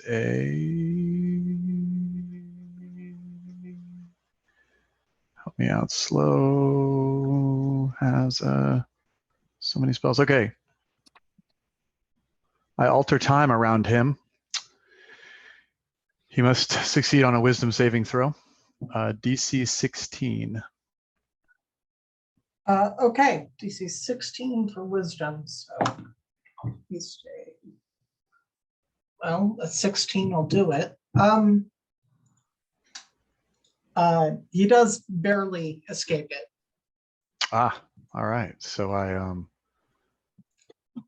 pull out my little jar of slowing powder used in backstage productions and I throw it at him and it just bounces off harmlessly. Bummer. Must be a rubber tree. Yeah, no kidding. The chicken didn't hurt him. Slow didn't hurt him. Well, let's see what he does. Yeah. He is first going to slam. He's first going to. I can't move him. No, I can. Okay, so he's right here. He's first going to move. No, what he's first going to do is he's first going to vomit sap on. Let's see if I can get all three of you. I can, barely. Onto directly where Sam the Eagle is. Unfortunately for you guys, it's a 20-foot circle. So I'm going to need. Is this a spell? Is this a spell or an attack? It is an attack. It's an attack. Okay. I'm going to need. I've lost track of the. I'm sorry, I've lost track of the scale here. Am I within 10 feet of anybody, or are we? It's 20 feet. No, I know. My question is, am I within 10 feet of? So I guess yes. If I'm in the middle and you can get all of us with 20 feet, then I'm within 10 feet of them, and they also get +3 to saving throws. No. Yeah. Wait. Oh, it's circ, not radius. Okay, in that case, it's only Fozzie is not actually affected. It's just you and Scooter. All right. All right. Well, I'm gonna use my reaction to throw up a shield. I don't think it's an attack. It's not. Oh, it's not an attack. It's a save. Oh, so this is a. It's I'm sorry. This is like an attack It's an spell, or is it ability. It's an ability. Okay. It's yeah. I think it would sort of be counted like a breath attack or something like that. Okay, so what should they do, you? They need to make a DC 15 Dex save. That's not likely to happen. And Scooter, you get to add something to yours. Oh, right. So what did you say? What'd you say? If we're in Sam the Owl. If Eagle, thank you. If we're within 10 feet. Sorry, right, of course. No, it's not. If we're no more than 10 feet apart, you get a +3 to all your saving throws. +3. Okay, cool. Scooter's I think I'm probably close gonna enough here. save then. So +3 plus a +2 for me. So 8 +2 and +3 is only 13. Ooh. Sam, did you save? No, I did not. Okay, unfortunately, both of you will take 11 points of poison damage and are going to be restrained. I'm sorry, what was the last part? Restrained. 11 points of poison damage. As sap falls onto you from this Grover thing and binds to both you and the ground, sort of holding you down a bit. Okay, So so Well, it's that kind of stinks. it's kind of like if you're in Austin, like how the aphid poop has been making all of the leaves everywhere super sticky, like you're walking through a movie theater for the last 2 months. It's kind of like that, but lots worse. It's like you're in not Jurassic poop, Park, that is but you're the honeydew. mosquito. You can call it honeydew, and it still sucks. Very, It's a- very No, it's the evocative physical aphids imagery. that suck. the sap Um, is poisonous, but it is the physical property of it that is sticking us to the ground. Yes. Okay. And secondly, for my second attack, I'm going to make a physical slam attack versus Sam the Eagle. That is not going to hit Okay. remotely. Finally, there's a special attack, I believe. Is it a special attack? It's not a special attack, and because we didn't remember it, it will only occur when their turns end if they end within the range. Ah, shit. I thought it was on my turn. Nope. Sorry, Okay, you did not write that down. you're right. I did not. My bad. Okay. In that case, that'll be Grover's turn. Yep. All right. And I'm sorry, being restrained means I can do and can't do what? So restrained means that you can you can't move unless you spend your action doing a strength check Fine. or strength save, I forget which, to break out of the restraint. All right. And during that, you have a 0 speed with no bonus, and attack rolls against you have advantage, attack rolls from you, disadvantage, and you have disadvantage on dex saves.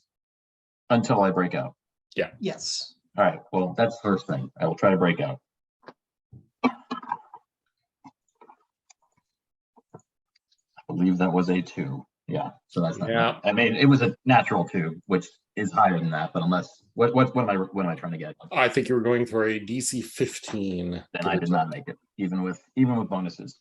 All right. Well, but as my bonus action, I think I will nonetheless wrap myself in the flag, a spectral old glory, so that I can be immune from poison damage. Wise. I like it. Thus rendering this ability moot. No, it's fine. Well, I mean, am I still stuck? That was my question. Is like, can Yes. No, Well, the yeah, question is, you're still stuck. does Right. the poisoned effect still trigger? No, he's immune to poison damage, so he wouldn't be. Well, able- yes, but poisoned is an effect. Okay, yeah, but it's okay. You're overthinking this. Yeah, fair. All right, is that your turn, Joe? That was my action, my bonus action. So yeah, I think that's all I got. Fuzzy, your turn. No, hold on. Now the noxious effect takes for but you find you automatically save against it because you're immune to poison damage. How's that? Yeah, that was my point, is that every Okay. single effect it has is rendered moot. Okay, sorry. Pause. Okay. So I turn to Grover and I whisper in a voice that only he can hear. I say, "Are you sure your name is actually Grover? Because you look more like an elm." Oh. So I'm casting Dissonant Whispers. He has to do a wisdom saving throw. Fail. He fails. He fails. Okay. So he's going to take 3d6 psychic damage, which give me a second. He takes 12 points of psychic damage, and he must immediately use his reaction to move as far as his speed allows away from me in reaction to that joke. I think we all took 12 points of psychic damage, honestly. Okay. You're an elm. Oh. That's as far as he can run? Roughly, yeah. Okay. All right. That was about and- 30 feet. Yeah, okay. The scale on this one is kind of screwy. Oh, no, it's about 10 more feet. 10. Yeah.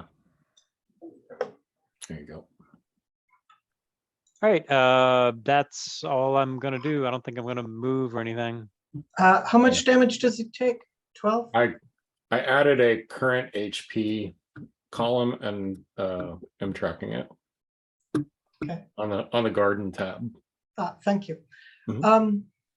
So at the end of your turn, Fozzie, you notice, so you've moved towards Grover to some extent, and you've entered this this garden, and you've noticed something that you didn't really notice before, which is there's sort of this something in the air makes you feel almost sick. And I'm going to need you to make a con save, DC 16. A Constitution saving throw. Okay. Natural 17 is pretty good. You have made it. Never Yeah, mind. you passed. Okay. I cool. won. Now 2. Okay. So Okay, nothing happens. Nothing happens. Nothing happens. Okay, that's my turn. All right. Sam? No, Oh, I think Scooter's up. Oh, Scooter. Sorry, that was Fozzie's turn. Sorry. No problem. So I'm pretty mad about being stuck in this sap. So to break out, what is it? What kind of saving throw is it? Strength. Is it strength? Man, DC I'm DC terrible at 15. strength. I'm awful at strength. So I'm just going to stand here and I am going to pull out my special effects kit and I'm going to throw a fireball at him. At the tree. So that requires so I'll do a level 3 fireball right at the base of the tree. What's the save? DC 16. Ah, fuck. So it's a dex saving throw. Roll the 15. He does take full and probably double because he is a tree damage. That's correct. Oh, is that true? Noise. Nice. All right. So that's an 8d6. So a lot of d6s. 1, 2, 3, 4, 5, 6, 7, 8. 27 Healthy. So Times 2? 54. 54. Oh, He is not looking good. I mean, he didn't look good before. He Right. is looking hurt, Charred like around more the edges. physically than emotionally this time. Well, maybe you'd like to reconsider the polymorph offer. Yeah, exactly. Alternatively, the polymorph you were going to cast was a lower level spell than the polymorph that had been cast. Gotcha. So that wouldn't do it. But if we damage him, right? I mean, if we fully kill him in polymorph, then he will return to his original form, I think, right? As a Is that how corpse. polymorph works? As a corpse? C'est la vie.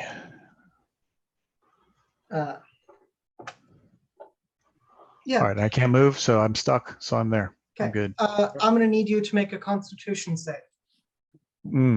That's not good for me either, is it? Kind of a slight fellow. Oh no, that's pretty good. +3 on Constitution. All right, +3. And an initial +3 for being within 10 feet of me. Mhm. Awesome. So that's 6 total. 16 + 6. That should be good, I think. You're fine. Absolutely fine. Man, we're not going to get this to trigger before Grover dies. Speaking of which, it's Grover's turn, and he does make his wisdom save, I believe, to not have to keep running away. What's the DC on that? It's not a thing. It's the spell's over. Oh, Yeah, it's okay. not a frightened, it's just a, Okay.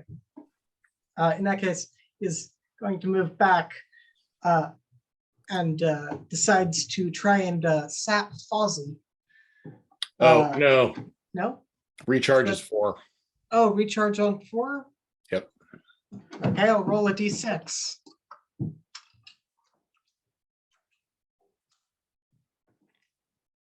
Nope, Okay. 3. You're Okay, stuck for he's going slams. to just pummel the shit out of Sam the Eagle. Reminder, he has advantage on this because you Yep. are restrained. I get it. That will not hit. That one probably will. 22 beat your AC? Yes, it does. Okay. That's going to be 10 damage, half of it poison, half of it bludgeoning. I am still immune. I'm still immune to poison damage. So it's going to be 5 damage. Okay. And seeing that, he's going to switch over to Scooter. All right, switch over to which? Scooter. Oh, Scooter. How does he know? How can he tell? The fact that you were hurt significantly less. I mean, y'all are going to It's kill him fine. next round with another fireball. Speaking of which, he does crit against you, Scooter.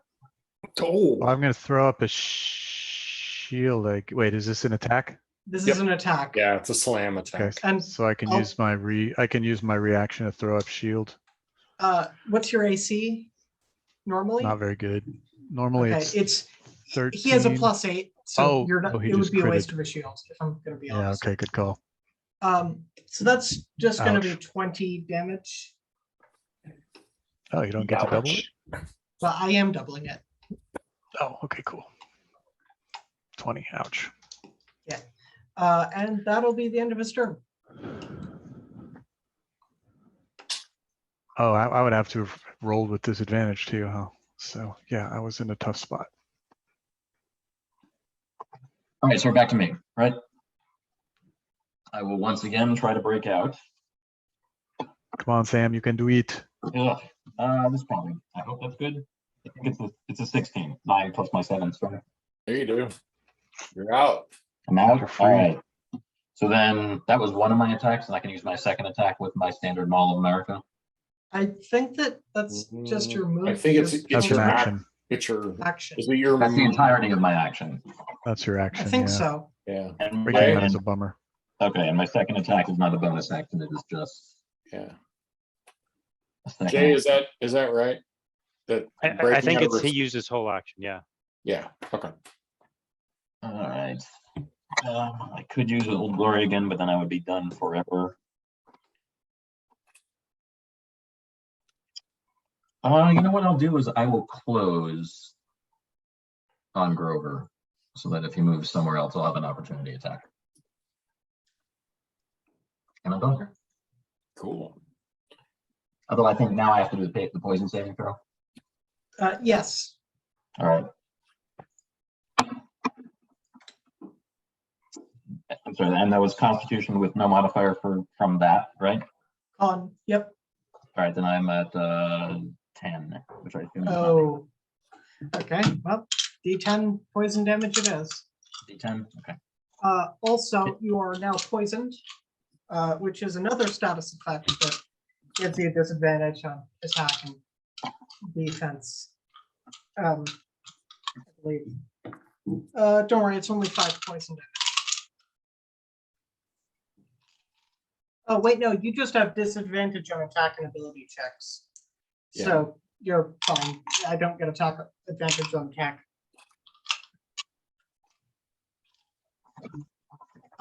All right. All right, Fozzie. Is it really me? I think you're after Damn. Sam. I was trying to think of a better joke. All right.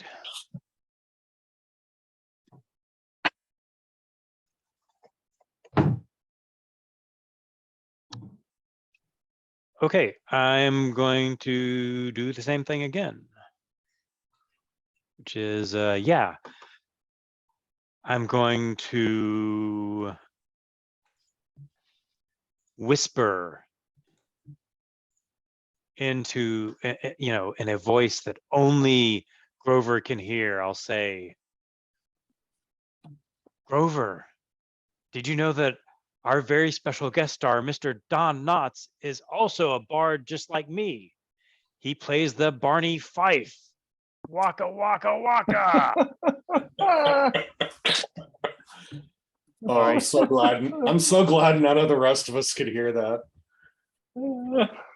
I'm really glad for you, the rest of them couldn't hear it because they would have to kill you for that. So give me a I wisdom thought saving you throw. could hear it via Scooter's telepathy. He fails his wisdom saving throw badly. Okay, so takes 9 points of damage, and he has to run away from me and Sam, more specifically. And presumably takes an attack of opportunity from Sam. Yeah, though I guess I have to Except do it. I do it with that- disadvantage. Yep. All right. I got 19 unmodified. Well, no, I have a not the worst one was a 9 unmodified, which is an 18 actually. Oh shit. Okay, yeah. That hits. I don't All right. think you can not hit Grover. And I'm sorry, is an opportunity attack a melee weapon attack Yes. such that I can use American Smite on it? Yeah. Hold up. Are we counting a bonus action as part of a full action? I don't get the question. I thought this was a reaction. Yeah, I don't know He how he gets an full opportunity action attack. is That's split fine. up. Like, if I can smite only on my actual attack, I'm fine not to do it. I'm just asking. Well, there's two things. Paladins have a lot of spells that are bonus action spells, Yeah. but they also have the feature of smite, which you can Smite. add on to any Any weapon melee attack, weapon. Yeah, so which, the melee which can weapon- be an opportunity reaction. It can Yep. be anything. No, So- my question is because it took his full action to break out of it. I'm not sure if he should have had the move, but we can't do that anymore. Or if he would have the reaction to make this opportunity attack this turn. Reaction. No, I think the ruling here is we're gonna let him hit. Okay. And All right. when you hit, you can use American Smite. Fine. Okay. I'm using a first level spell slot. And I am at 9, 10, 15, plus 5, 20. 20 points of damage. Yes. Cool. Sorry, no, 21. 21. Cool. It's on its last limb. Right.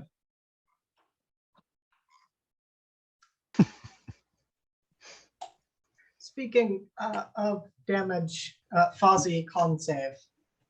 Oh, okay, sure. And I'm not that close to Sam. No. Natural 20. Okay. Nice. All right. Well, Fireball worked great last time. So we're just going to roll that again. So DC 16, dexterity.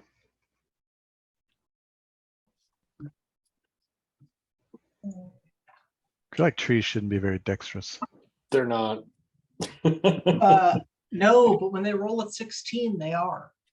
Ah, you rascal. So it only takes half damage. It's still gonna die. But it's Or half the as double. much damage on a successful one, but it's Yeah. doubled because he's a tree, so I guess it's Exactly. still full damage, huh? Yep. So 8d6. So 8d6. I don't know how to roll 8 of these at once.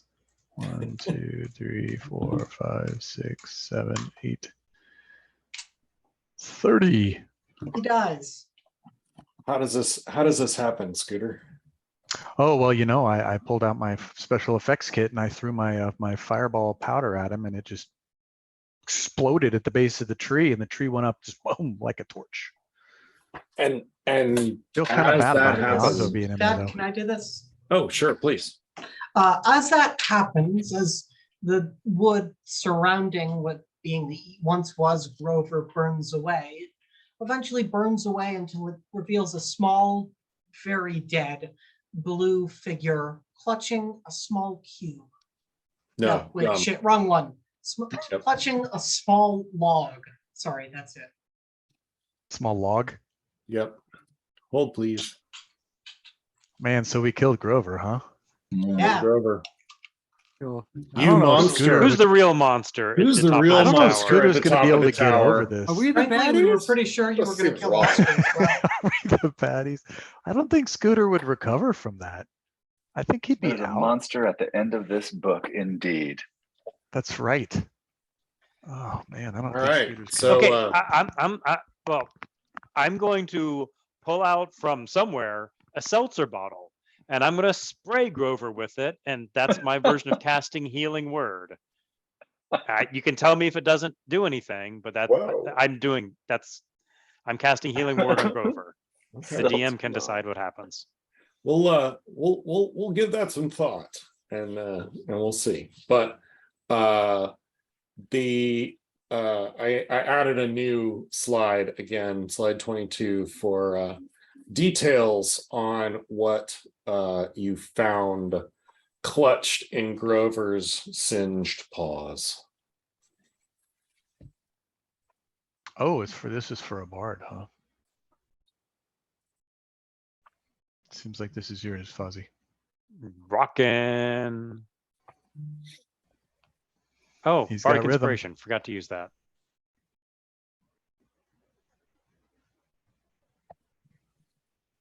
All right, so All right, cool. our scene shifts again, and we will return to the top of the Rookery Tower.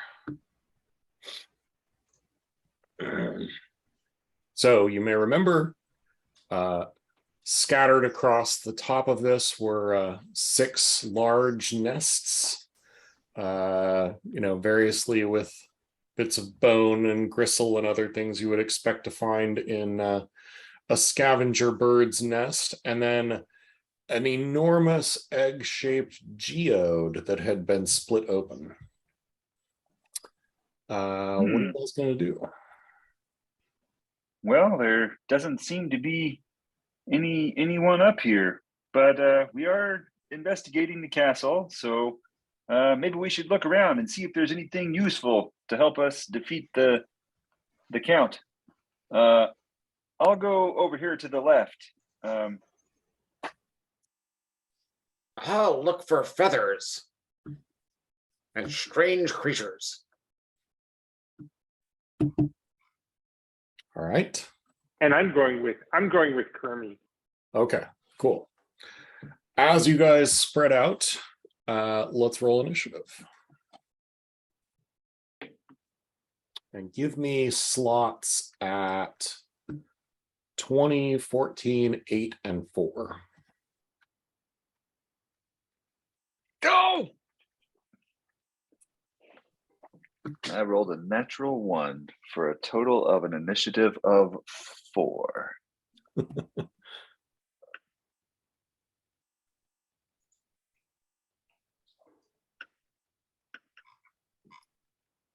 I can't edit it though for some reason. Oh, I was having trouble with that the other day. Yeah, thank you.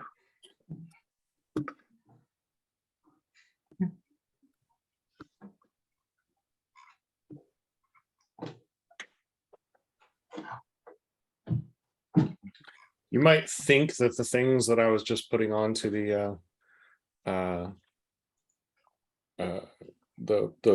board there are celestials.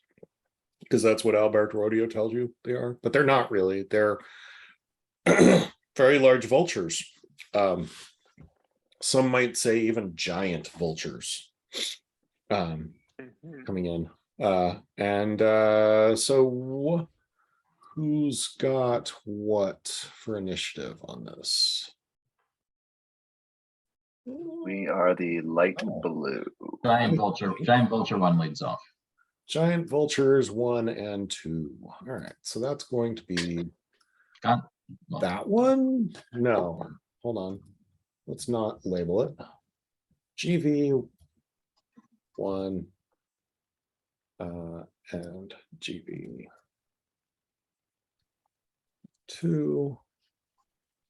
We'll make that one GV3.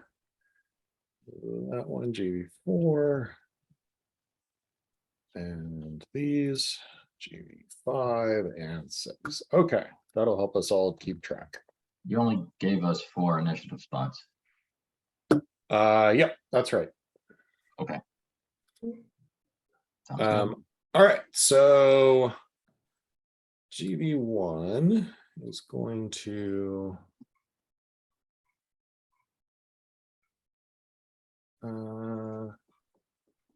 it's going to move down here.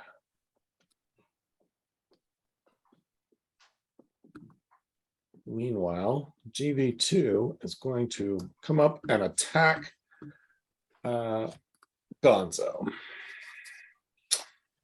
So Gonzo, it's going to use its beak and peck at you and gets an 11.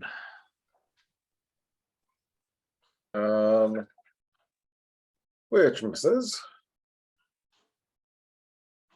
It misses. All right, cool. And then it's going to slash at you with its talons and get a 12. Rolling well. Missing. Also misses. All right, cool. So that's them. Who's up next?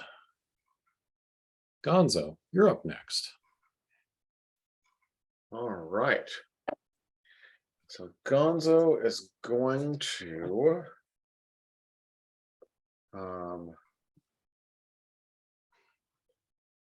so correct me if I'm wrong, but we have one kind of main baddie, right? And then 6 vultures. No, you have 6 vultures at the moment. And that's it. Okay. That's it. No main baddie yet. All right then. I am just going to launch a longbow attack at the vulture that is kind of close to me. I've got it highlighted-ish. The vulture to the north. The one right next to you, or the one? No. The one that's further out. GV4? GV4, yeah. Okay, cool. Right. Give me an attack roll. All right. So that is a 13 plus 8 is 21. That hits. Okay. For 7 piercing damage. Cool. Without my Walks. rapier for my second attack, and attack the guy next to me. All right. GV2. The rapier attack. Ooh, natural 3 plus 8, 11. Just squeaks in under the feathers. What? All right. Okay. Oh, natural 8 plus 6. 14. It groans. 14, you said? Yeah. All right. It groans in pain as your rapier pierces its breast. All right. Who's next? Is that GV2. all right? So this is actually 3 and 4. Oh, sorry. GV3, Sorry. 4. Yeah. So 3 is going to go for Kermit.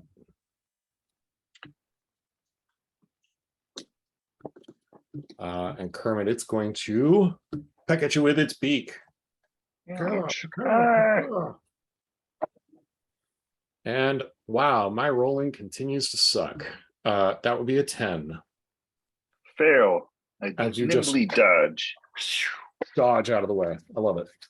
And with its talons, it swoops in and slashes and gets a 17. Ooh, that hits. Aha! Right All into right. Now I have to find. And it so that does 16 points. Can of I, slashing so, damage. 16. yeah, go ahead. What's the damage? 16 points. So as a reaction, I go into get your hands off my frog, and I enter into a rage Nice. because Kermit is damaged. I love it. Get your So the talons first off my thing- frog. So the first Okay. thing is the wild magic spell, which is a 3, which is I don't know what a flump is, but I'll take that. Appears within 5 feet of one creature that you can see within 30 feet of you. At the end of the current turn, the spirit explodes, and each creature within 5 feet of it must succeed on a dex saving throw or take 1d6 force damage. I can use this as a bonus action until my rage ends. Very nice. Cool. So, okay, so I am going to. That is going to. I'm going to direct that towards GV1. So, so Kermit doesn't take the damage, even though Kermit is quite dexterous. I'm confident Kermit would be able to avoid that. But so this guy here. What 1d6 icon should we for- use? What icon should we use for a flump? Huh. Use a beholder. So a flump is a betentacled eye stalk, 2 eye stalk having floating denizen of the Underdark from the earliest days of Dungeons and Dragons. There's actually good, chaotic good alignment, and it's kind of like a punchline in many circles because it's kind of like a useless little. It's like seeing a sheep when you're wandering up in the mountains or something. You're like, oh, all right, well, guess it's not that harmful. Yeah. Okay. Well, we don't have to overthink this thing because it's only 1d6 and I rolled a 2. So does the vulture pass the dex saving throw, which would be, I guess, a 14? Well, when does it explode?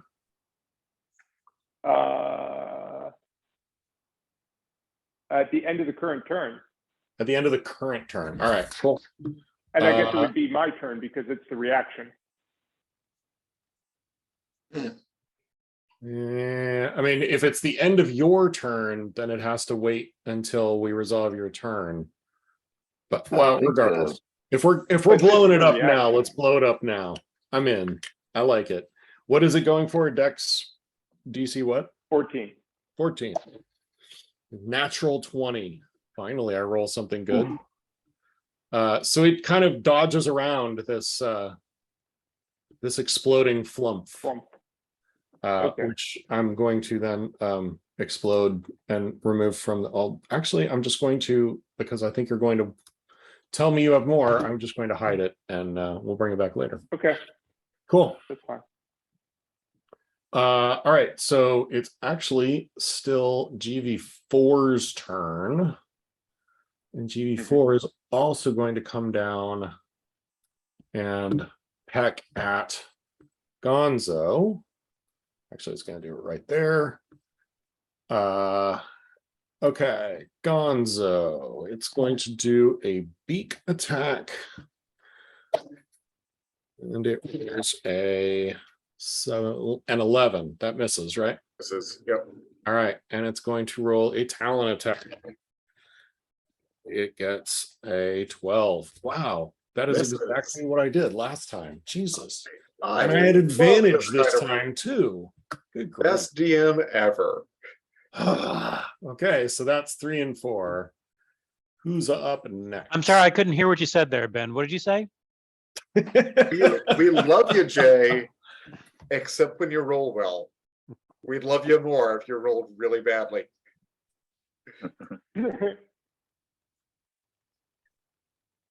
All right, my I turn. think he, Yep. yeah. Okay. I am, so I'm still in the rage. I am obviously going to go protect Kermit again. And I'm going to do a hiya. Oh, wait, that's a bonus action. So I'm going to go with my sword, I guess, and go after GV3. Cool. And attack, and that will be a 20. That hits. And let's see, plus 3, D8 plus 4. 8 plus 3, 11. And then the sword has, is an extra +1, is that right? Yeah. +1 to damage on it. Okay. So it's 12 damage. Cool. And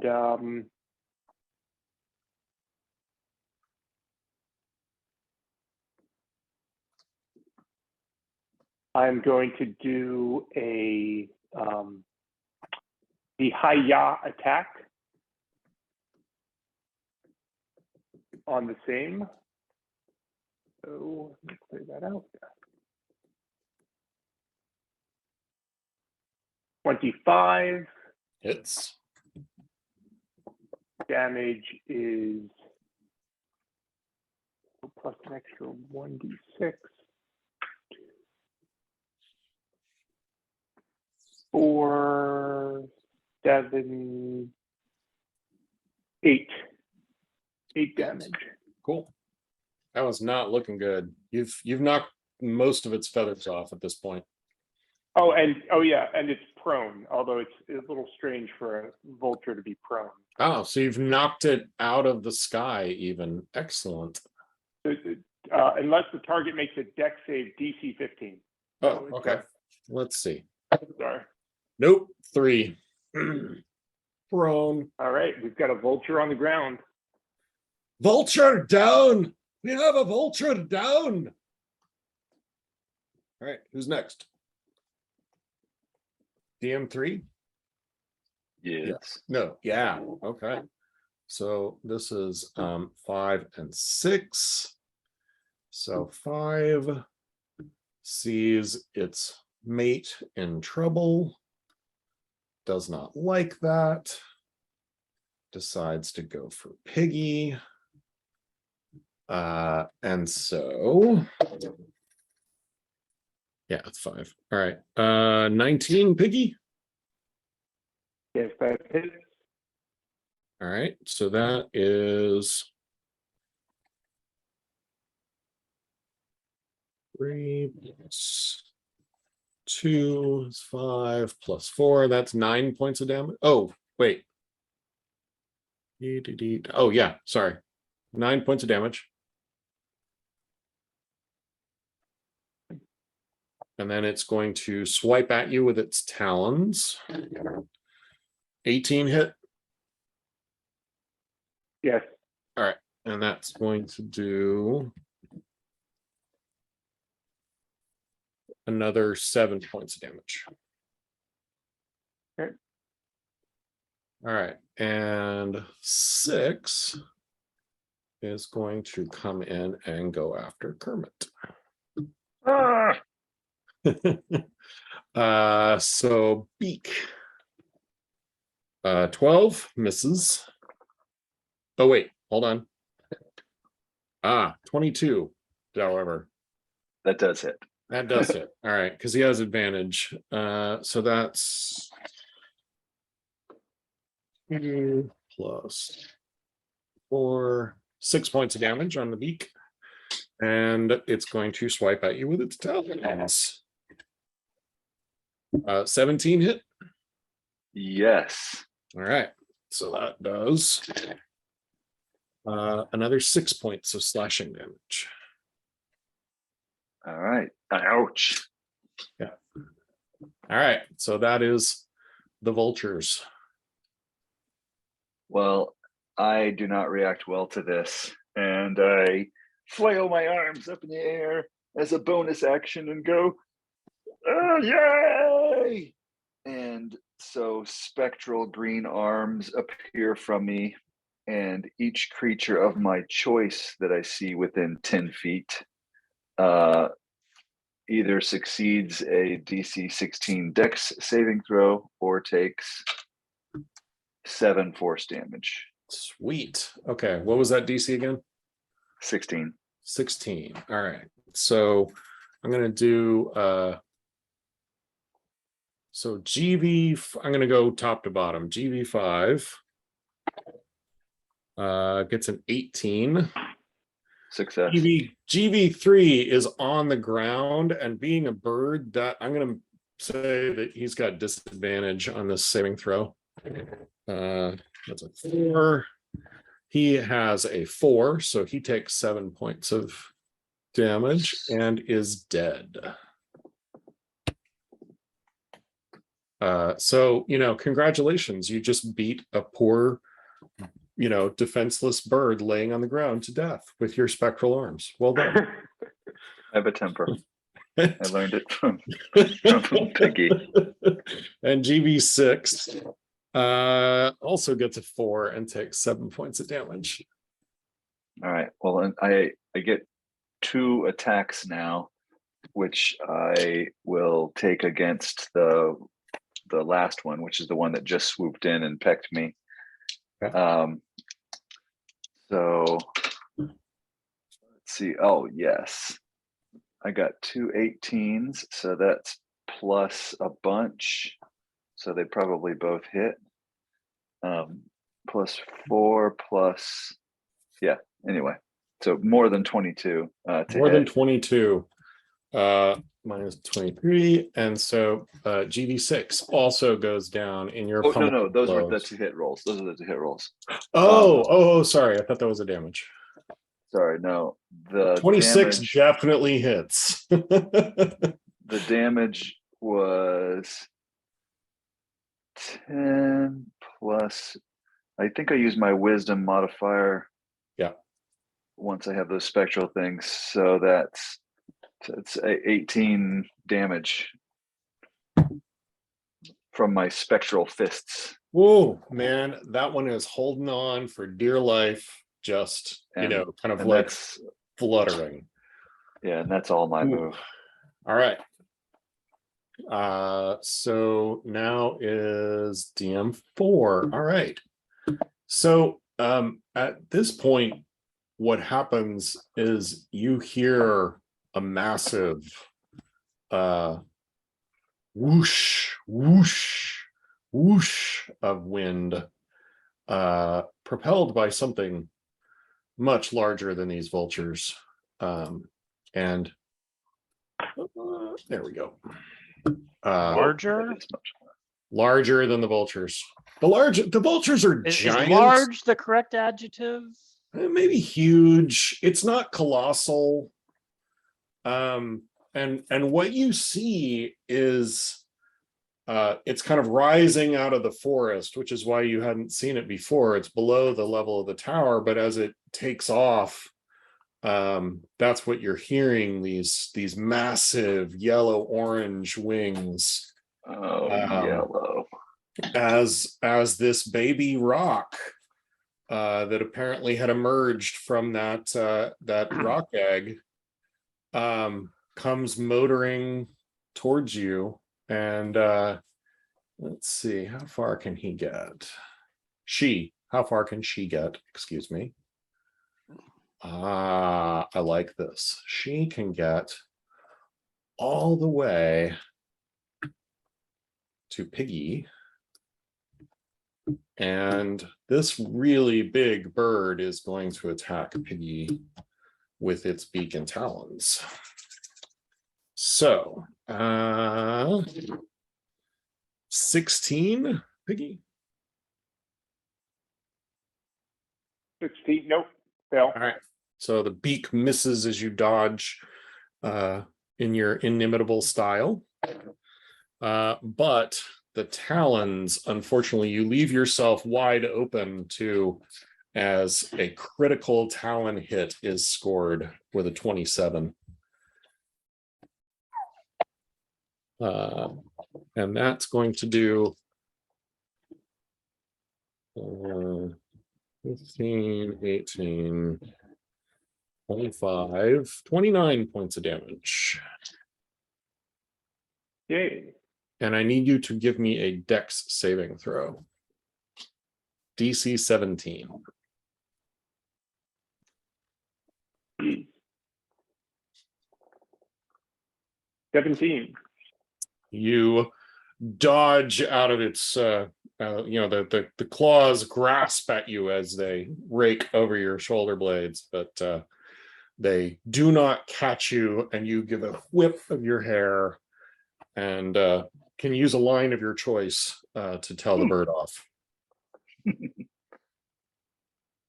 And with the last bit of its movement, the bird is going to move up. So it's staying in the same spot on this map, but is moving 10 feet up above you. All right. Who's next? Is that vultures 1 and 2? Yeah. All right. Let's see. Vulture 1 is going to come and slide down towards Piggy, whose flump it did not care for. It's going to take another whack at you. That's it. 23. That's it. Cool. That does 2, 3, 5 points of piercing damage. And then it's going to whack with its talons and get a 16. Does that hit? Nope. All right. So that misses. So that's 1. Where's 2? 2 is going to attack Gonzo.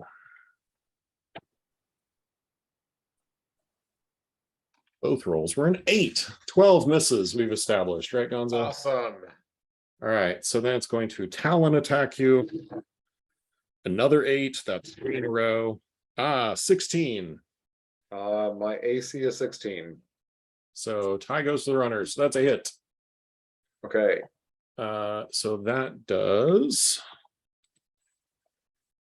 10 points of damage. Okay. So that's vultures 1 and 2. Who's up next? Gonzo. Okay, so Gonzo is going to. Are you guys keeping track of your own HP? Oh yeah. Okay. Wait, so how many points was I on? I'm not sure. I've not been updating the. No, how many points was just dealt? Oh, it was just dealt 10. Okay. I have mine handwritten over here. I can't edit the file, but I'm good. Cool. Okay, Gonzo is going to summon his flock of chickens, and for his action, cast musical chickens. So he's going to direct his flock of chickens to harass the rock. Okay. So I have to roll a performance contest against the enemy's charisma save. So let's see how that works. This is a charismatic bird, I'm going to tell you. Oh, and I just rolled a 6. I also rolled a 6, but again, tie goes to the runner, so you win. Well, but bonus, I rolled a natural 6 plus 2, 8. Oh, wow. Hey, don't even need to give the tie to Yes. the runner. All right. So on success, you are frightened until the start of your next turn. Okay. So there we go. So it's frightened. Do I have to move away from you? I don't know how frightened works. Okay. It doesn't have any more move at the moment, so I don't believe so. Okay, so Vulture 3/2.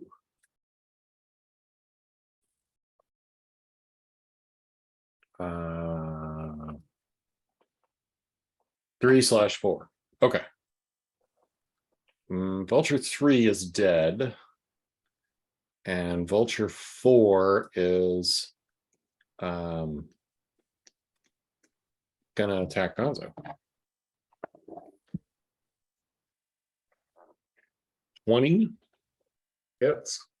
fuel. That's why do I only have 1d4? Where's my other one? 1, 3, 5 points damage. Okay. For its beak. And on the talons, a 12, which misses established. All right. So that is 4. Who's next? Miss Piggy. All right. All right, I'm going to try to deal with these vultures at hand. So I'm going to attack GV1. Cool.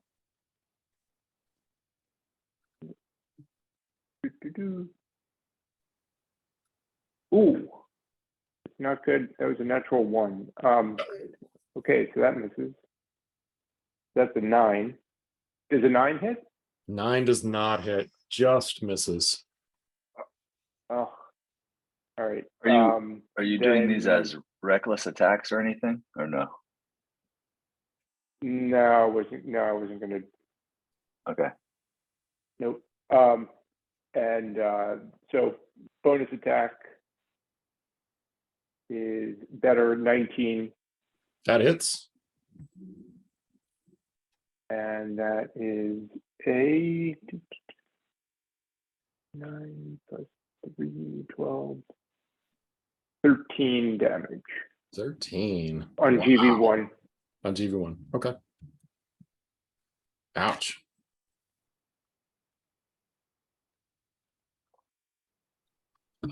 Anything else? That is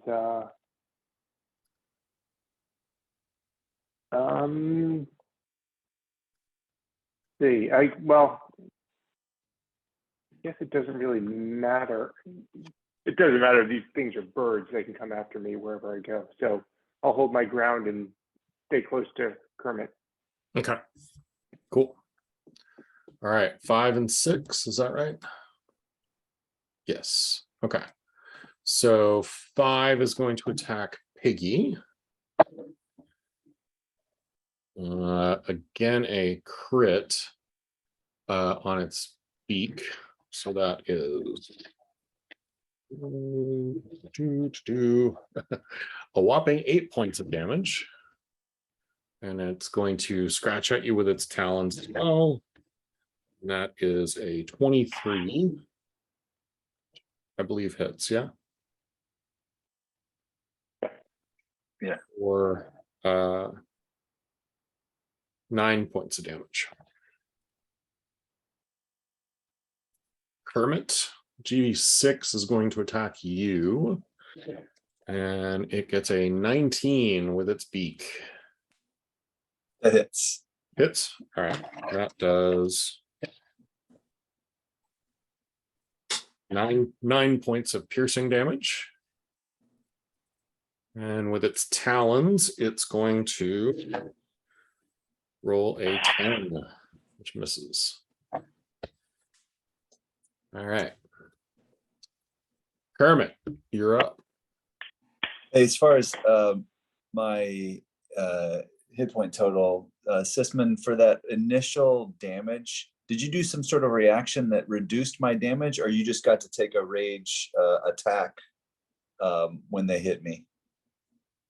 Yeah, I just go into a rage when they hit you. Yeah, gotcha. All right, I'll total it up here, but I'm still above half. Dad, Yeah. I actually have some homework that I need to do. Oh, so okay. Can you run the session without me? Yes. Thank you. Okay, sorry. Nope. You're great. Love you. See you, yo. Thanks a lot, Io. It was fun. Bye, love you. Yeah. All right. Okay, so with Oh, my spectral arms flailing around me, I say, Piggy, my dear, this is starting to remind me a lot of Budapest. And because my spectral arms give me reach, I'm gonna try to attack all of these little small guys around us and do a flurry of blows. I thought at first I missed the letter there, but it looks like it was intentional. So I'm gonna attack the one that's on death's door, immediately adjacent to me. He's prone, right, or no? No, the one that was prone is dead. He's That was dead. Okay. GV3. All right. So anyway, this one is a 17 to hit. That hits, and it doesn't matter what you roll for damage. All right, 8 damage. Yeah. It's dead. And then the next one up to the left, because that was the one that was pure south. Yeah. Next one up to the left. I'm not adjacent to it, but my spectral arms reach 10 feet. So it just like goes up and over Piggy and pounds him from above. Nice. Oh, nice. For a 27 to hit. That hits. And 9 damage. All right. And those are my 2 normal attacks. Now are my flurry of blows at another one on that guy. Oh, 26 to hit. Man, I'm Also rolling. hits. And 8 Cool. force damage. And that one I will knock prone, or I will try to knock prone with it because it's a flurry of blows Okay. thing. So he gets a dex saving throw against 16. Failed. Nice. So his last attack is with advantage then. Yep. Because you've needed it with your 27s. I know. Although, yeah, so this is a little bit lower, 24 to hit. Also hits. 6 damage. 6. All right. It is not looking good as it But- lays there whimpering. But he is going to get, well, no, he's already prone, so nothing else to him. Yeah. Yeah. And I'm done. Cool. Actually, I will move around. I will move over here to kind of flank those guys. Okay. All right. So the big bird is going to, it's going to actually dive the other direction, and it's going to, So it can't, it's frightened, right? It can't willingly move was- toward Gonzo. frightened until the beginning of its next turn, I believe is what I heard. Oh. Is it Gonzo? Am I right about that? Yep, that's right. Okay. So Gonzo, it's going to attack you.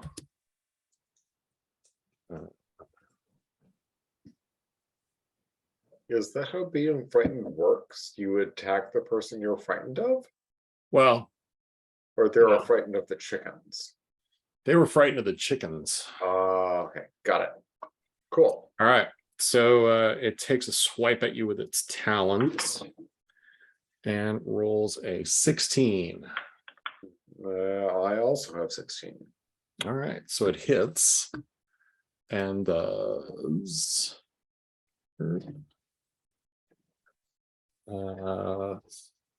11 points of damage. Okay. And I need you to give me a dex saving throw. All right.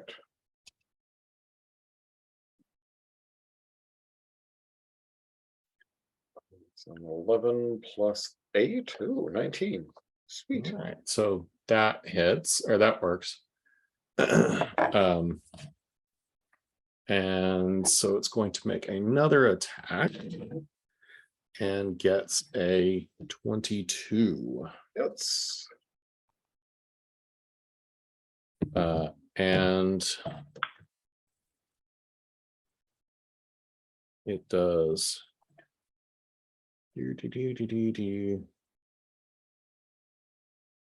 12 points of damage. And give me another dex saving throw.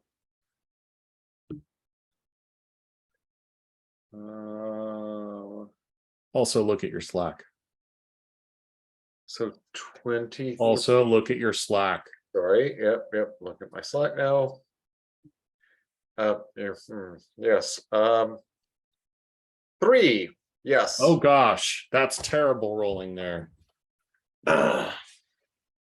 As you seemingly willingly slip into its grasp, the big bird grapples you and carries Big Bird off, or carries Gonzo off with it. Hmm.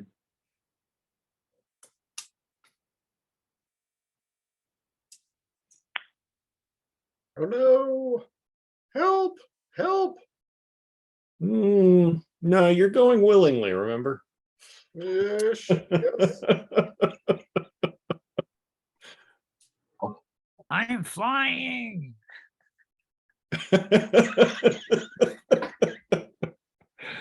Okay. So that's Big Bird 1 and 2. 2 is disengaging and covering Big Bird's tail.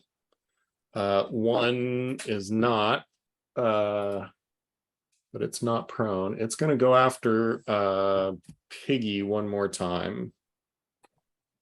And gets a 17. Hits. Hits. All right. That is 7 points of damage. And on its talons, it does another 17 or 6 points of damage. All right, so that's 1 and 2. All right, whose turn is it? It's Gonzo. Gonzo is grappled and is Okay. not interested in breaking out of it. And it's 3 and 4. Okay. 3 is dead. 4 is also covering the retreat. So that's all they're going to do. All right, my turn. I'm taking Yep. a swing at GV1.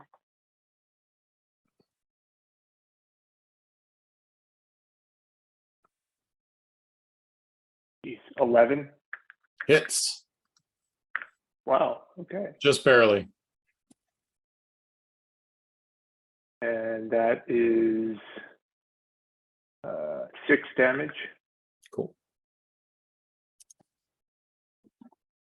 And one more time.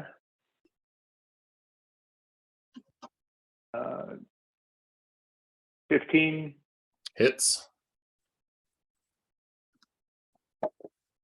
And 6.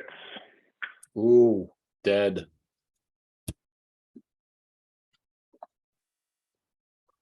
All right.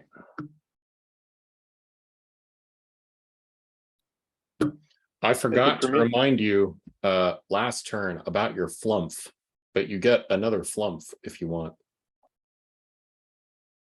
No, I have to use the bonus action for it. So it doesn't do much damage. Oh, okay. All right. Is that it? Are you? Yep, that's it for me. Okay.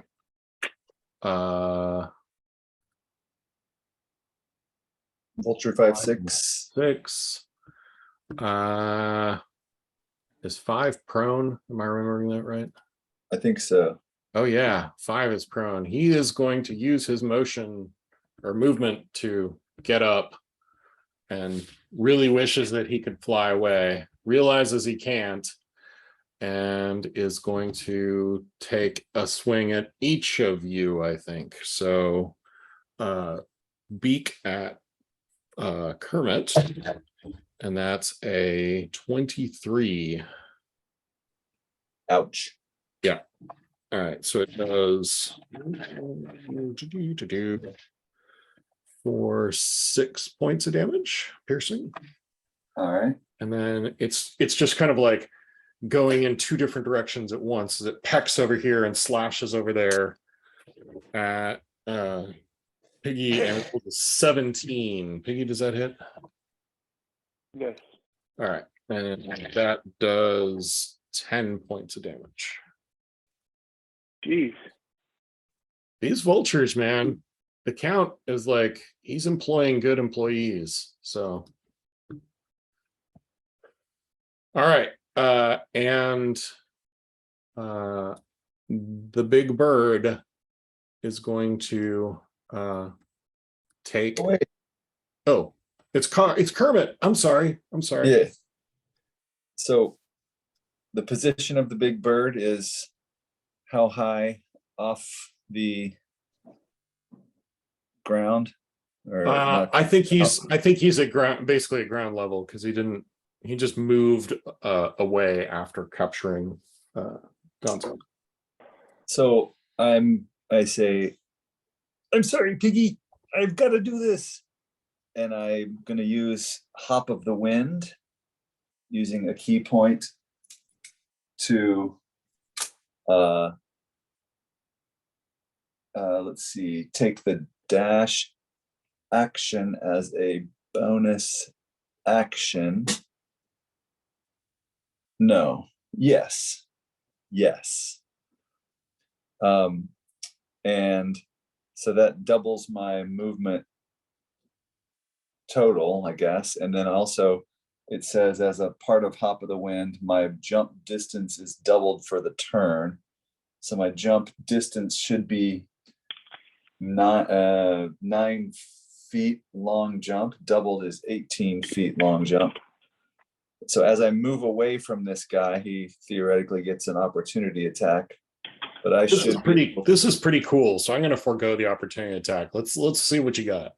I want to try to hop up onto the rock's back. Or no, I want to hop up and grab onto Gonzo underneath the rock. So then we're both hanging. No, that would be silly. I want We to don't hop want on his silly back. things in this campaign. Yeah, I was gonna say definitely silly. So I want to run and then take a heroic leap to hop up onto the rock's back. Okay. My movement is 45, and so I should be able to get there easily with my dash action, dash bonus action, and the height was the main question. Okay. Let's make this a dex contest, because Big All Bird's right. going to have enough time to see you coming, and I think is probably trying to take evasive maneuvers. Are we close to the bird's kitchen, by the way? Oh, you know what? Also, though, it I was says I wondering can if we use could my smell what the rock wisdom. was cooking. Oh, nice.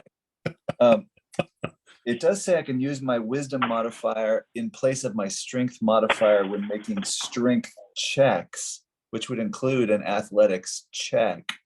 I don't know if it could be athletics instead of dex. We can talk about an athletics check to hold on if you get onto it. Okay. All right, so dex check. Go! 7. I got a 9. So with that, what happens, I think, is you make this amazing heroic leap, and you look like you're just going to get onto it. Hit and the it brick kind of wall. rolls and bats you away with the back of its wing. But because that was so close, you don't fall off the tower. How's that? I love it. Oh my god. All right. And I do have I guess since that was just my move and my bonus action, do I have an action to? Yeah, you can take an attack still if you've still got it. I do, but I just want to I just want to do something that seems like in vain. So I'll just throw my mess kit, which is just a little box that contains like a fork and spoon, and throw it at the rock as it's flying off. So I got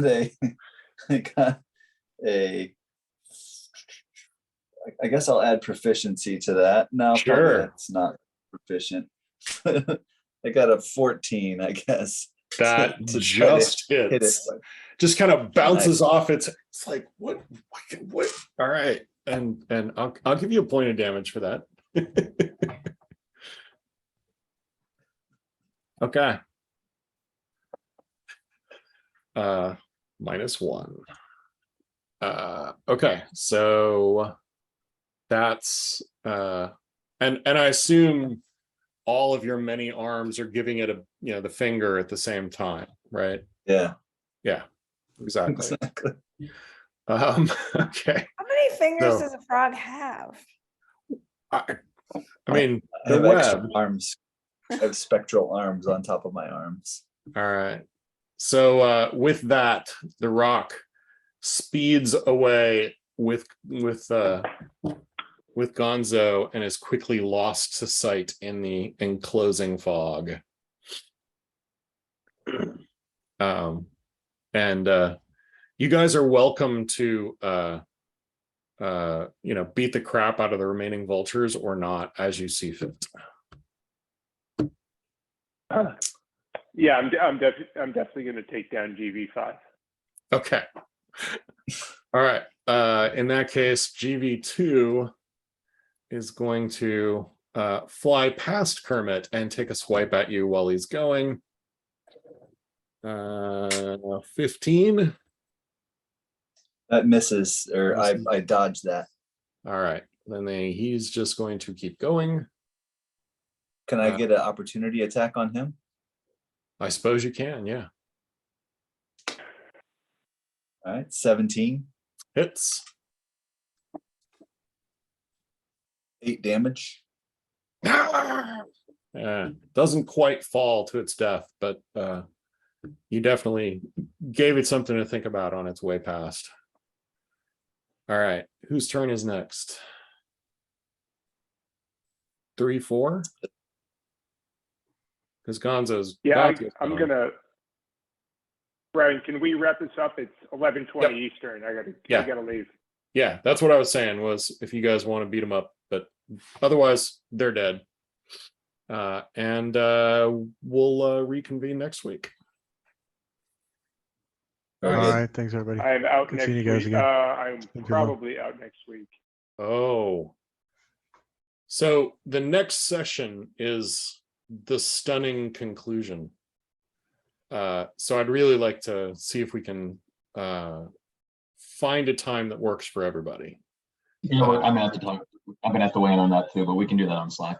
Yeah. Yeah. So Okay. if we don't do it next week, that's okay. But coolio. Thanks everybody. Bye, y'all. All right. Thank you. All right, Bye. bye, Good y'all. night. Good night. Good night.